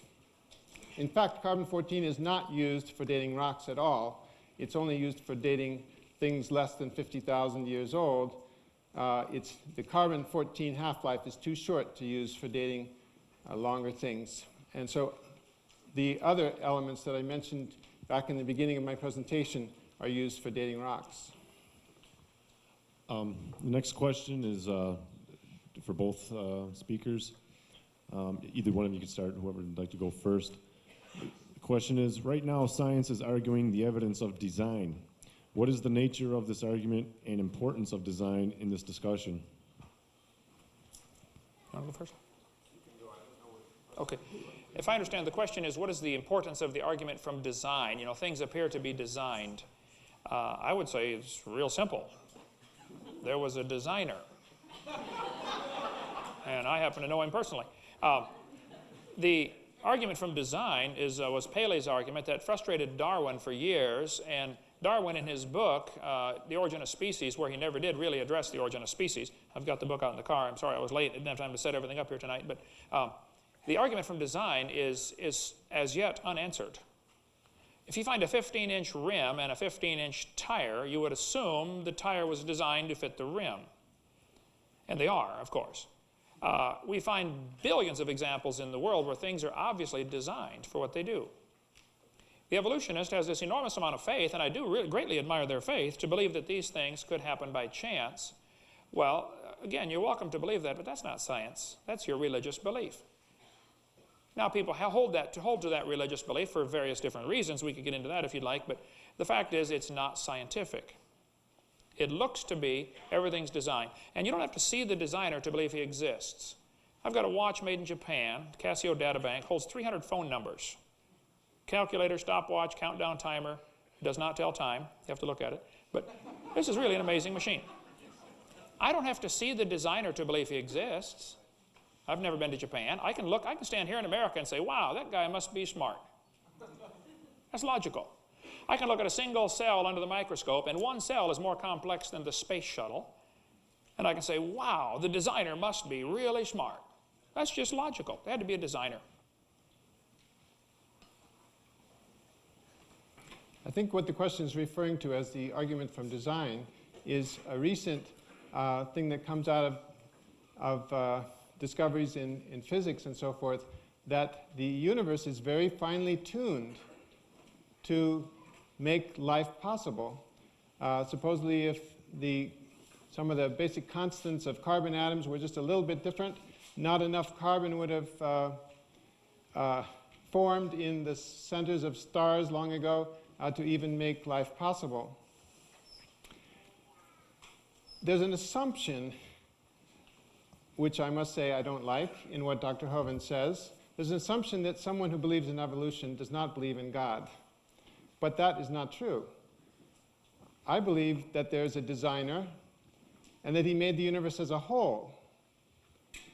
Not every little worm and every little bacterium, but made the universe as a whole with laws that would let it keep going on its own.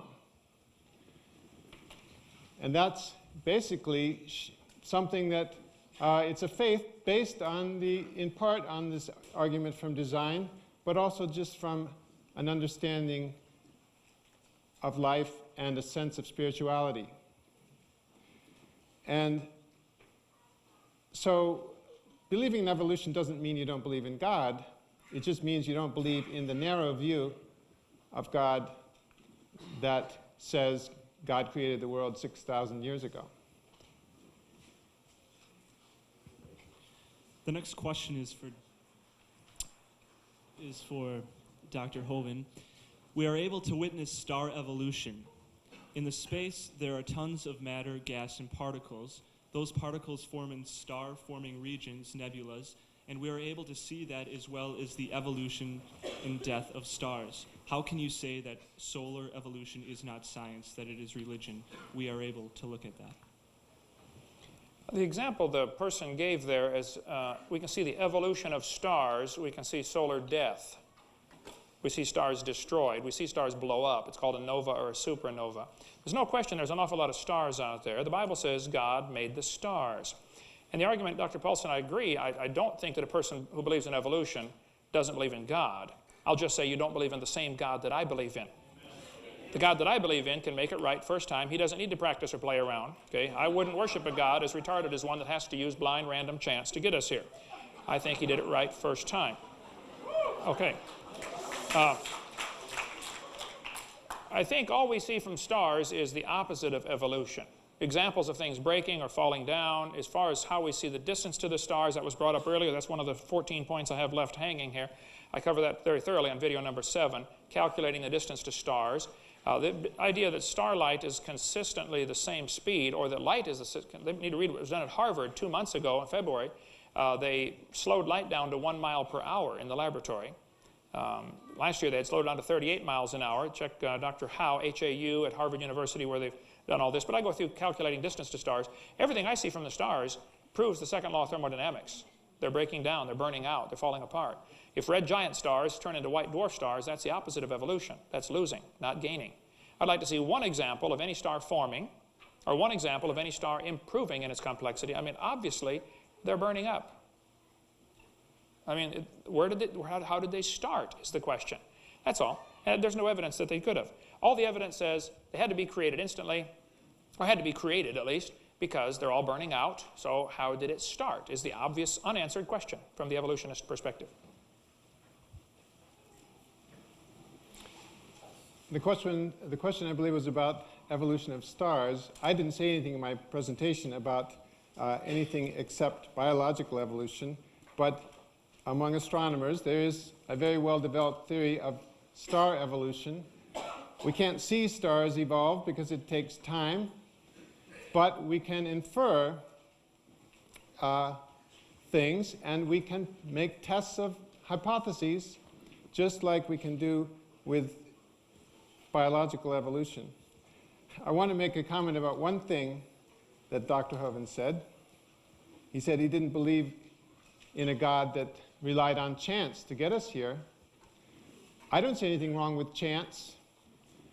When parents have a child, they leave it up to chance what that child is going to be like. And yet they love that child just as much as if they had planned it, maybe more. Why can't it be the same with God? To create the universe at the beginning and let us come into being. He didn't create us specifically, but we are in existence by his will. So I don't think you can argue against chance. And in fact, any other argument is going to lead you to determinism. If you think that you are here entirely by, it was determined that you're going to be here, then it couldn't be that you have any free will. If you don't have any free will, then morality, love, faith, none of those things mean anything. The chance aspect is important. God had to give us freedom to make choices in order to make life meaningful. That's all.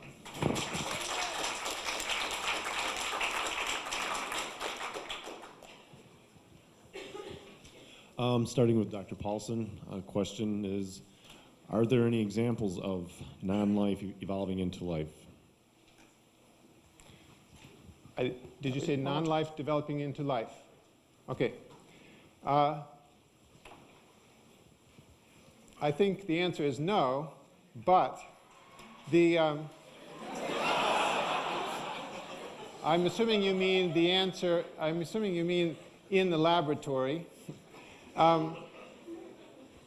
But the hypothesis that life originated, I didn't talk about this because I believe it's a separate issue, and it complicates things, because the hypothesis that living things came into existence from non-living matter by natural means is obviously much less well developed than the theory of change of species that I talked about. But still, the hypothesis that living things came into being from non-living matter can be tested. It makes predictions that can be tested.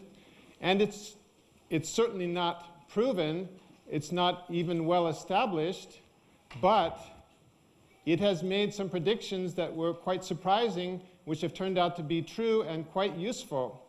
For example, that hypothesis predicted the existence of, it would take too long to explain why, but it predicted the existence of molecules that have both the properties of genes and catalysts. In other words, it predicted that RNA molecules would serve as catalysts, and that was subsequently found to be the case. It makes other predictions as well about the existence of self-replicating molecules, and there's been some progress along those lines. So it's not an unreasonable hypothesis by any means. It certainly has not been disproven.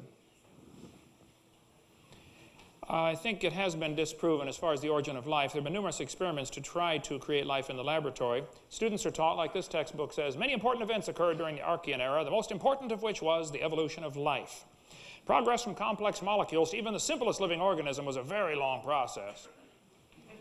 This one says the first living cells emerged between 4 billion and 3.8 billion years ago. There is no record of the event. The first self-replicating systems must have emerged in this organic soup. What they did in the laboratory, Miller and Urey and many people since then have tried to make life in the laboratory by circulating methane, ammonia, water vapor, and hydrogen through some tubes with a lightning spark in there to simulate lightning in the early atmosphere. This is all fictitious, but this is what they think, okay? This textbook tells the kids he made a mixture that was rich in amino acids. Talk about propaganda. That's propaganda at its best. He didn't make life. He didn't even come close. He excluded oxygen from his experiment because he knew the presence of oxygen would break down any amino acids. It would be oxidized. So they purposely excluded oxygen. The problem with that is, if you don't have oxygen, you don't have ozone, and ozone blocks UV light, and UV light destroys ammonia. And that was one of his gases. So life cannot evolve without oxygen to protect the ammonia. The other problem is, the Earth has always had oxygen. The lowest rocks in the layers prove that. And he filtered out the product in his experiment. That's not realistic for what would happen in nature. What he made was 85% tar, 13% carboxylic acid. Both are toxic to life. You make a mixture that's 98% deadly to what you're trying to produce, I don't think you could call that a success. He produced basically 2 of the amino acids. It takes 20. The amino acids bond quickly with tar and acid. They will not bond with each other as fast as they will with the tar and acid. If we had an hour, we'd go through all this. He did not make life in the laboratory. What he made was a problem because they proved that it can't be done. Amino acids will unbond in water much faster than they bond, and the oceans are completely full of water all the way to the top. And Brownian motion is going to drive them away from each other. It's not going to put them together. He did not make life in the laboratory. They've never even come close. All the experiments have shown us that there must have been a designer, an origin of this. This question again for you, Doctor. We'll start with you, Dr. Hovind. You kept talking about kind. What about the the closer similarities of a dolphin and a shark that you see by stepping back 30 feet, when in fact the DNA and protein evidence shows that the dolphin and mouse are more similar? How can you explain this? I would explain the dolphin and mouse similarity. First, if a person says the dolphin and mouse are more similar in their DNA, I would like to ask exactly what are you examining?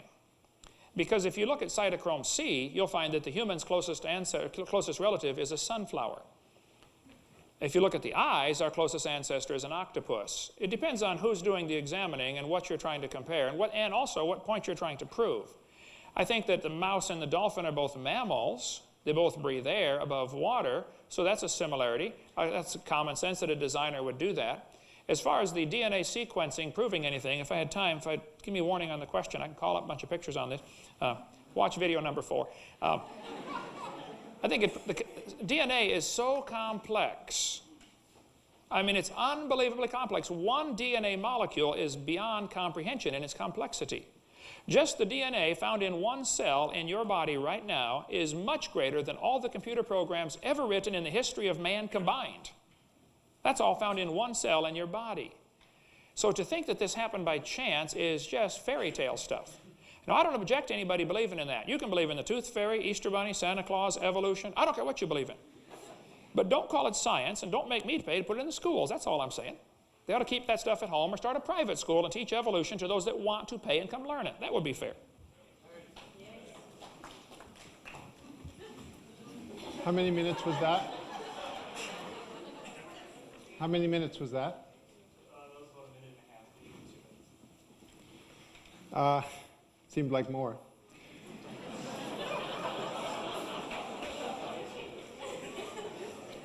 Okay, DNA similarity is something that can be measured. DNA similarity means you take a long sequence of DNA from one organism and a long sequence from another, and you line them up and you see how many differences there are. It's actually more complicated than that, but there are ways to do it. And you can measure the distance between two DNA molecules as basically the number of changes or mutations that would be necessary to change one into the other. Now, you might be interested to know that apes and humans have DNA where 99 out of every 100 subunits of the DNA are the same. Now, it would be interesting to ask Dr. Hovind which one was made in the image of the other, because that amount of similarity is pretty suspicious if they were created independently. If two of my students brought term papers in and I looked through them and I found that of 1,000 words, 990 were the same, I would begin to suspect a little bit of plagiarism. But in evolution, it makes sense that more similarly related organisms will have more similar DNA, and that's exactly what we find. And it's consistent across all the parts of the DNA. Now, I don't know what he was saying about cytochrome C of sunflowers and humans. That sounds like it's at odds with everything I've read. The octopus eye is not at all similar to the human eye. It has the retina and the nerves the opposite way around from what human eyes have. And so the octopus and human eyes are not evidence for a common designer by any means.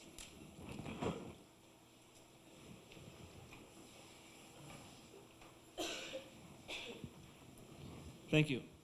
We'll start again with you, Dr. Paulson. How do you explain the relationship of apes and humans to the Neanderthals? Isn't it true that living things evolve to meet their ecosystem? Organisms can evolve from rocks, but live by constant chemical reactions. Could you repeat that? Yeah, please. Sure. How do you explain the relationship of apes and humans to the Neanderthals? Isn't it true that living things evolve to meet their ecosystem? Organisms can't evolve from rocks, but live by constant chemical reactions. Well, there's 3 questions there. Do I get 6 minutes? Go ahead. I'll just take 2, because the second 2 don't make much sense. Actually, the first one, apes and humans and Neanderthals. Neanderthals, as far as I'm aware, are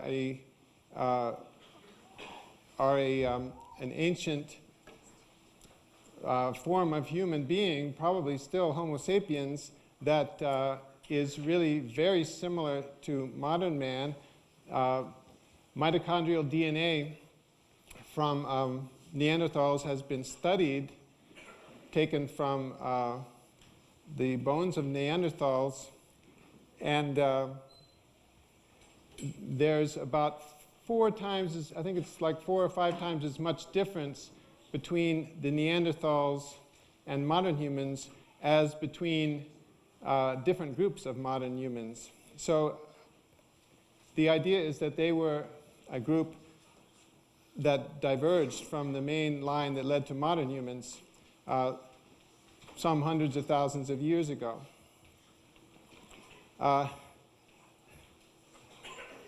The other thing about evolving from a rock, well, if life evolved from non-living matter, then obviously some inorganic substances became part of organic living cells. But let's see, I don't quite see what that has to do. What was the second part of that? The rock and the constant chemical reactions or something? I think I'll just leave that one. I confess I don't understand the question either. I do understand a good part of it. As far as humans and Neanderthals, I think the evidence indicates, even though Neanderthals are presented as part of the evolutionary chain in the typical textbook, the evidence from the Neanderthals is that they are just human. They're within the range of humans. The 4% difference that he mentioned is certainly still within the range of humans. Dr. Cuazzo has written a fascinating book on this called Buried Alive. He was one of the few men to actually go study the actual bones. Most people, when they study fossils and learn about evolution, they get to study a copy of the fossil, a casting or a replica. You ought to read this book, Buried Alive. You can get it through my ministry or get it through him. He lives in New Jersey. I can get you his phone number if you want. Call him, ask him any questions directly. He's a dentist. He studied Neanderthals very thoroughly and wrote this very conclusive book about it. Said, folks, they're just a human, that most of them had acromegaly, excessive secretion of growth hormone in old age. The bones in the forehead start to get thicker. When a person passes 80 or 90 years of age, the forehead starts to thicken, gets thick-headed. And he's thinking these people are probably over 100, and they develop slower. He found much evidence of slower maturation. Today, people mature and are able to produce children when they're 12 and 13. These are probably more like 16 or 18 or 20, delayed maturation. And it's just a fascinating book answering about the Neanderthals. As far as humans or anything coming from a rock, that's my whole point. It didn't happen. But ultimately, if you boil away the big words, the evolutionist has to believe we came from a rock 4.6 billion years ago. I mean, there's no way out of the argument. That's what they believe. They keep trying to hide and say, well, we're only talking about living organisms evolving. Well, then get the rest of the stuff out of the books. Join me. Help me get that stuff out of there. That'd be a good cause. All right, thank you. We have 10 minutes remaining in our question and answer session, and we'd like to take the opportunity for each doctor to present a question to the other and then allow them 2 minutes to respond to that. So we'll start with Dr. Paulson if you'd like to ask Dr. Hovind a question. Yeah, get him in to get prepared. Or we can start with the other, either or. Do you have a question? Oh, I got lots of questions, All right. sure. We'll start with you. I still would like to know, you mentioned that there's libraries full of evidence for evolution. Would you please simplify it down? What is the best evidence you know of? You said you studied this for 28 years. What is the best evidence you know of any kind of animal producing a different kind?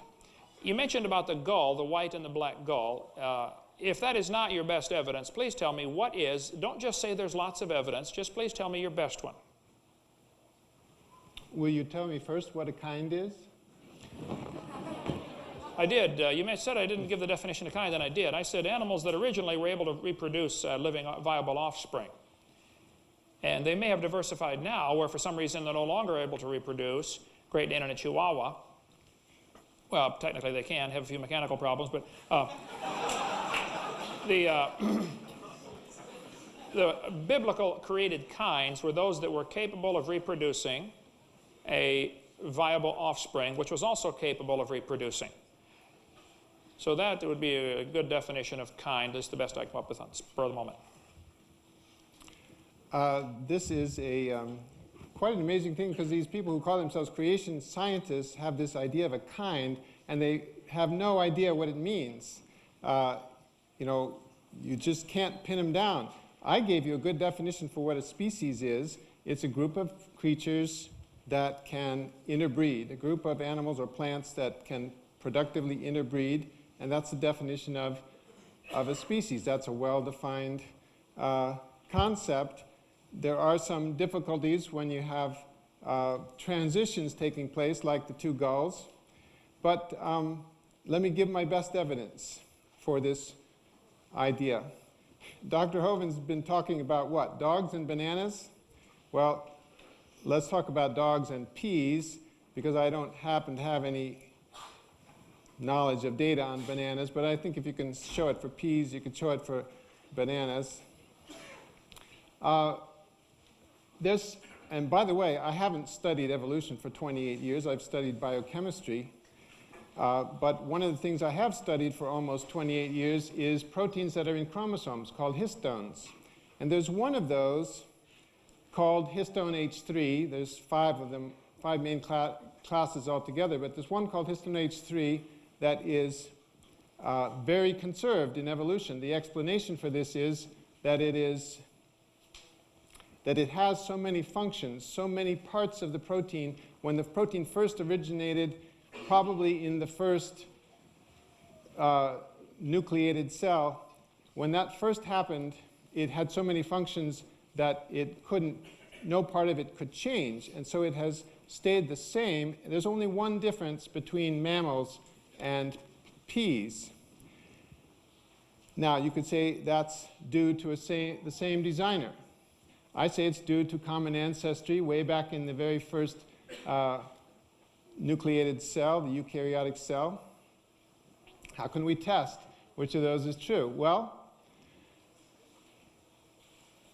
the DNA that encodes that protein can change because the genetic code that goes from a DNA to a protein there's several different DNAs that can encode the same protein. So evolution would predict that if you looked at the DNA, even though all organisms, from plants to mammals and everything in between, has almost identical histone H3, you would predict that when you look at the DNA and the similarities in the genes of the histone H3 gene, you would come up with a family tree like the ones I showed you before, and that is what we find. If those were all created, you would predict that one of two things should happen. Either the creator would, if the proteins are all the same, why wouldn't the creator make all the DNAs the same?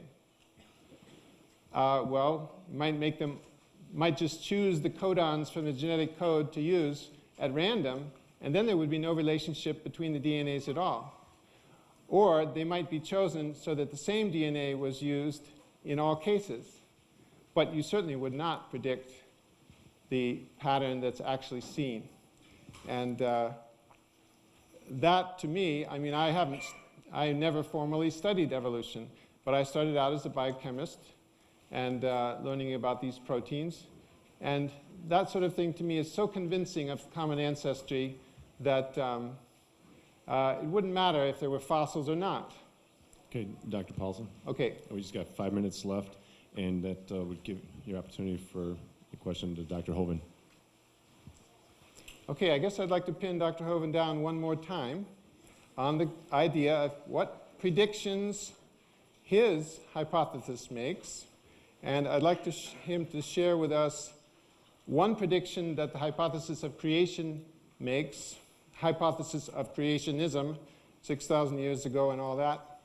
One prediction that would distinguish it from evolution, one case where it makes a different prediction, and secondly, a prediction by which it could conceivably be falsified.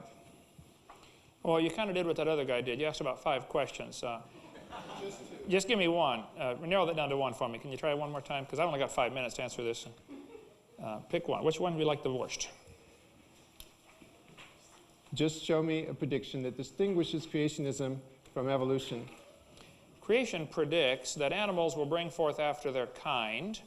And if you look around the world in all the breeding experiments and accidents, that's all we're seeing, is they're bringing forth after their kind.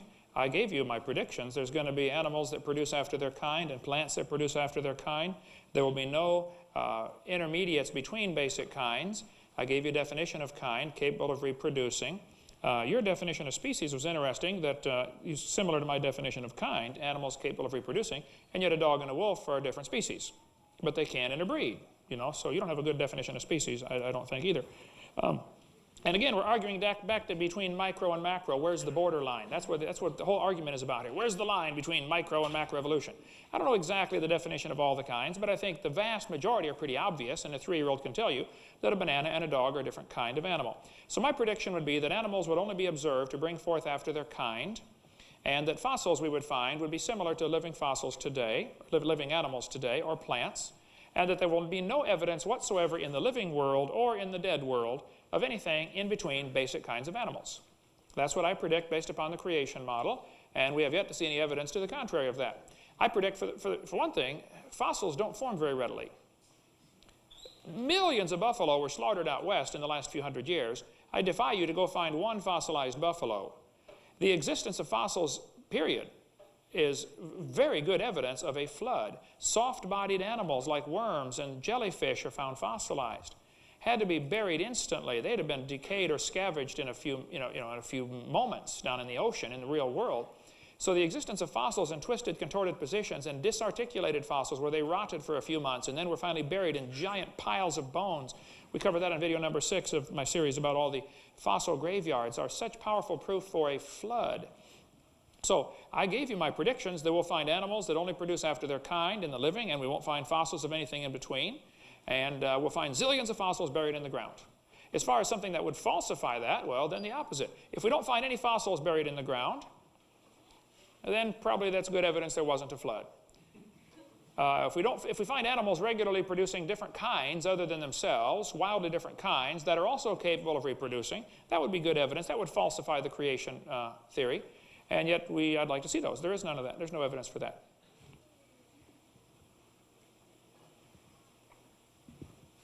All right, if each of you would like to make a closing statement, a brief closing statement on your behalf, we would take those now.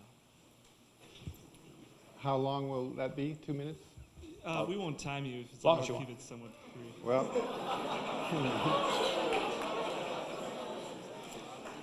in that case, I'm glad I'm going first.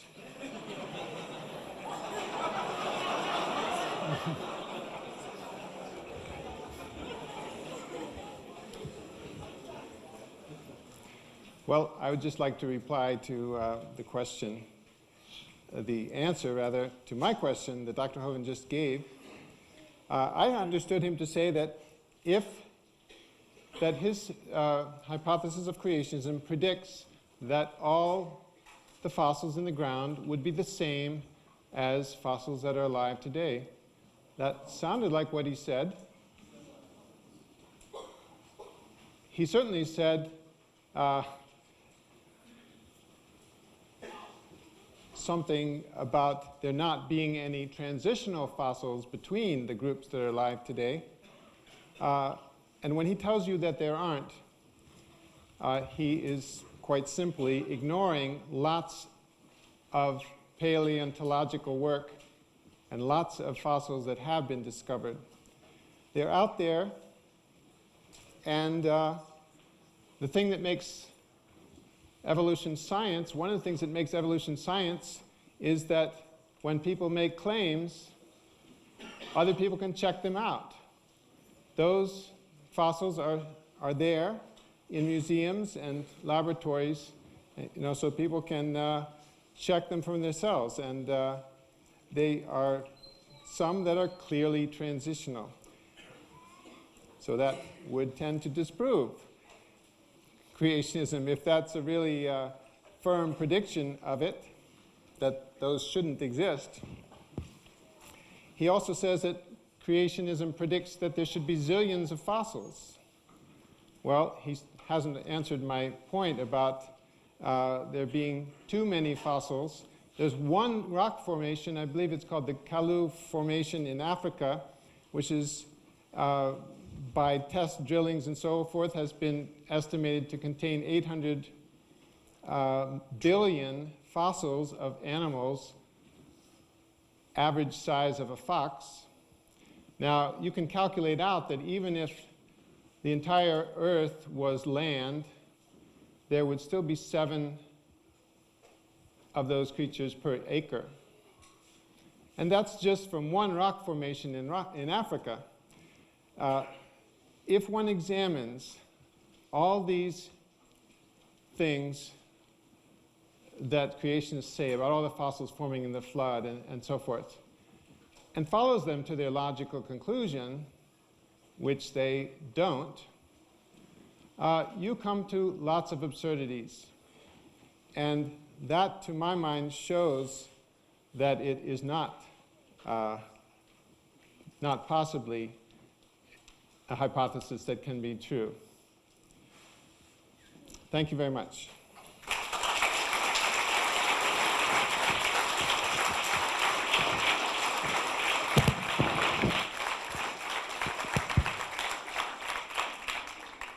Well, thank you so much, Dr. Paulson, for coming. I will have to say it is very difficult to find opponents for debates on this topic.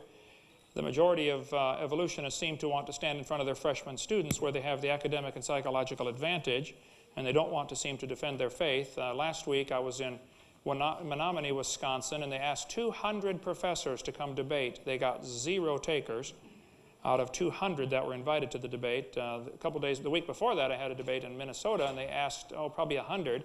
2 said they would do it if there could be 2 against 1. It is really hard to find opponents for this subject, and yet I think it's a vitally important subject. I think students need to see both sides.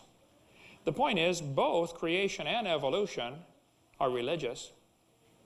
You have to take one or the other on faith. The Bible says pretty clearly, the invisible things of Him, talking about the Creator, from the creation of the world are clearly seen, being understood by the things that are made. You can look at what's made and say there must have been a designer. Even His eternal power and Godhead, so they are without excuse. If you're here and you have been taught or believed in the evolution theory and believe there is no God, I'm sorry, God says you are without excuse. See, God does not believe in atheists. The Bible says, for this cause God shall send them strong delusion, that they should believe a lie. Now, if you believe that we came from a rock over 4.6 billion years, you are deluded. You have believed a lie. And somebody needs to help you with that, and I'll be glad to help you. Okay? See, if creation is true, then there's a creator, obviously. If evolution is true, there is no creator, or there is not a creator who does it like He said He did in the Bible. If creation is true, there are rules, standards, right and wrong. If evolution is true, there are no rules. Please explain to me, what is sin? What is wrong? If evolution is true, how do you decide right from wrong? I had a kid tell me one time he was an atheist, so I asked him the question, how do you determine right from wrong? He said, well, that's easy. I decide if something's right or wrong because I'm the God of my own universe. And folks, that's what it boils down to right there. Some people don't like the idea of rules. Thou shalt not commit adultery. Thou shalt not steal. They don't like those rules. And so they'd rather choose a theory that says we came from a rock rather than accept the consequences of having some rules on their life. So since the kid told me he decides right from wrong, because he's the God of his own universe, I said, well, I'm glad to hear about that, son, because I'm going to shoot you in 5 minutes. He said, you can't do that. I said, oh, yeah, I can. I'm the God of my own universe, and I decided it's fine for me to shoot you. Now think about it. If evolution is true, how do you determine right from wrong? If creation is true, there's a purpose to life. God made you. He loves you. He wants you to come to heaven. If evolution is true, there's no real purpose to life. Strongest survive. If it feels good, do it. If creation is true, man's a fallen creature. He needs a Savior. If evolution is true, you don't need a Savior. Saved from what? There's no such thing as sin. If creation is true, then man brought death into the world, and death is a horrible thing. But if evolution is true, death is a wonderful thing. That's how we get ahead. Think about it. If evolution is true, one species evolves a little better than the rest. What has to happen to this substandard? They have to die. See, if evolution is true, Adolf Hitler was right. Wipe out what you consider the substandard and let the superior race, the blonde-haired, blue-eyed Norwegians, and the Germans, guten Abend. He said, let them take over. They need more living space, right? The superior race. If creation is true, there's an afterlife, not with evolution. If creation is true, you can know the future. I know I'm going to heaven. It's not because I deserve it. Are you kidding? If I get what I deserve, I'm in trouble. But I've been forgiven. If evolution is true, there's no hope of knowing the future. And if you're here and you've been taught in our humanistic school system to believe there is no God, evolution is true, well, I feel sorry for you, okay? You've been brainwashed. You've been lied to. The devil's a liar. The Bible says, he speaketh a lie, he speaketh of his own, for he's a liar and the father of it. I'm convinced, after studying this for a long time, Satan is just using this evolution baloney to lead people to hell. He just wants to destroy your life, that's all. And he's laughing at you for believing in it. I mean, right now, he's laughing at you. You believe what I tell about coming from a rock, huh? Well, have at it, man. Enjoy yourself. The Bible says God is not a man that he should lie. And God, which cannot lie, promised before the world began. God promised he'd save you if you'd ask him. 31 years ago, I said, Lord, I'm a sinner. I've broken your laws. But I believe you died on the cross to save me, and I'd like to ask you to forgive me. And I became God's child. He promised he'd save me, and he did. And that's why I'm going to heaven. It's because of God's promise, not because of my goodness. Closing thoughts. There's no evidence for evolution above the level of kinds. None. There's no evidence that proves the Bible wrong. There had to be a designer. Things are too complex. It stands to reason the designer had a purpose.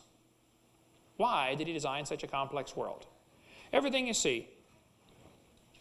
This was laying on the table when I got here. A rubber band, a gum band, an elastic, depending what part of the country you're from.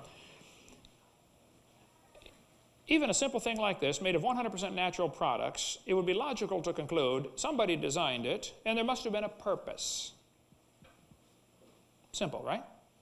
It's simple to decide those kind of things, folks. And when you look at the world, if you're not blinded by this evolutionary theory, you can see there must have been a designer and he must have had a purpose.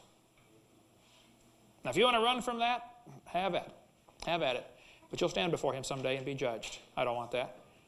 Closing comments, most important thing to me. I didn't come up here to talk about creation evolution so much, though I want to talk about it. I want to get people going to heaven. When I got on the airplane this morning, my son had surgery 3 days ago. He'd like his daddy home with him. My wife has been in pain for 3.5 months. She'd like her husband home. I travel every week of the year, not because I like being gone from my gorgeous wife and my family, it's because there's a war going on. And I want to bring folks to Jesus, that's all. That's why I do this. Tomorrow morning I'm speaking at Wildwood Baptist Church in Oshkosh. If you want to come, it's free.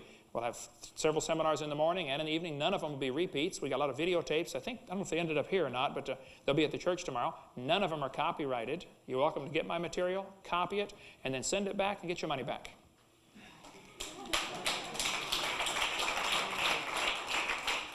If you're here and you already believe the Bible and you already believe in creation, then what on earth are you doing, for heaven's sake? Find something to do. There are thousands of kids in this town being taught evolution. Thousands of them in this university. This is a mission field right here. Some of you Christians ought to say, man, let's get some of these kids converted back to common sense, that believe in God made them instead of they came from a rock. Thank you so much for coming, and we'll do this again anytime.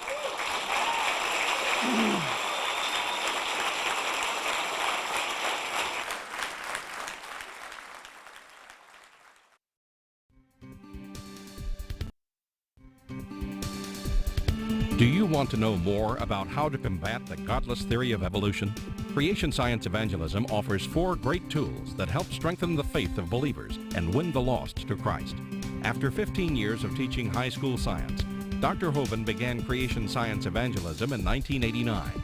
We are a ministry that is dedicated to providing tools which will help you combat the evolution philosophy that is destroying the faith of millions every year. The first tool Creation Science offers is their powerful, life-changing video series. Over the last 12 years, well over 1 million videotapes of Dr. Hovind's seminar have circled the globe. They are reaping a harvest of souls for the kingdom of Christ, as well as helping restore the faith of many thousands confused by the evolution propaganda to which they've been subjected. These videos are available in English, Russian, French, Spanish, Japanese, and sign language. The Age of the Earth, first of the 7-part series, teaches that God created the universe about 6,000 years ago in 6 literal days. Could this be true? Can it be scientifically proven that the Earth is not billions of years old? This tape gives solid scientific evidence that the Earth is young and that the Bible is scientifically accurate. How did the environment of the original creation differ from ours today? And how would this allow men to live over 900 years? Can Christians have a good explanation for the existence of dinosaurs? Could some dinosaurs still be alive today? These and many more questions are covered in the 2nd and 3rd part of the series. Evolution has permeated public school textbooks with false and fraudulent information. This video exposes nearly 30 lies commonly found in textbooks. Every public school student, teacher, and school board member needs to watch part 4 of this series. Find out if you have been lied to in your textbooks. Discover the terrible difference evolutionary beliefs have made in the past as well as in recent history in our video number 5. Dictators throughout time have used their evolution-based philosophies to rationalize their brutal actions. Learn how evolution propaganda is being used today to prepare people for the New World Order. This is just a taste of all the information the 17-hour seminar series has to offer. Also available are college courses that expand on the seminars in great detail. For those who can handle a more confrontational atmosphere, our debate series is just for you. I said, now, Mr. Patterson, if you think the tailbone is vestigial, I, Kent Hovind, will pay to have yours removed. Dr. Hovind has debated a wide range of atheists and evolutionists all over the country. And you're sure to find these 12 debates very exciting. These would be perfect to present to that scientifically minded person who likes to argue their point. Our topical series includes exciting topics like why evolution is stupid, public school presentation, children's video about dinosaurs, the Bible and health, Leviathan, the fire-breathing dragon, and many more. Creation Science also offers a variety of visuals, like the longevity chart, which presents the entire lineage of Adam to Joseph as given in Genesis. It's exciting to see exactly how many generations were alive at the same time. Hundreds of books on a variety of subjects, videos on incredible creatures that defy evolution, t-shirts, fossils, and more. Make Creation Science Evangelism the one-stop shopping center for your creation material needs. Our two websites, www.drdino.com and www.dinosauradventureland.com, provide our second tool for evangelism. drdino.com is packed with lots of information, from charts and graphs to articles and frequently asked questions. This is also where you will find more information on all of the products CSE has to offer. DinosaurAdventureland.com is great for the kids. They can play lots of fun games and see unusual rides and activities located at Dinosaur Adventureland in Pensacola, Florida. Thousands visit our sites regularly to gain insight into God's creation. The third tool available to you is the live seminars conducted by Dr. Hovind and his son Eric. Since 1989, Dr. Hovind has held seminars and debates in hundreds of churches, schools, and universities in 49 states and 30 foreign countries. His fast-paced, illustrated seminars cover diverse topics, such as evidence for a young Earth, how long Adam lived, dinosaurs living with man, where races came from, radiometric dating, and much more. Our fourth tool is the new, exciting Dinosaur Adventureland. Many thousands have come from all across America to visit our museum, creation bookstore, science center, and theme park, where God gets the glory for science. Our unusual swings, rides, and activities each have a science lesson as well as a spiritual lesson. Captivate everyone from age 4 to 94.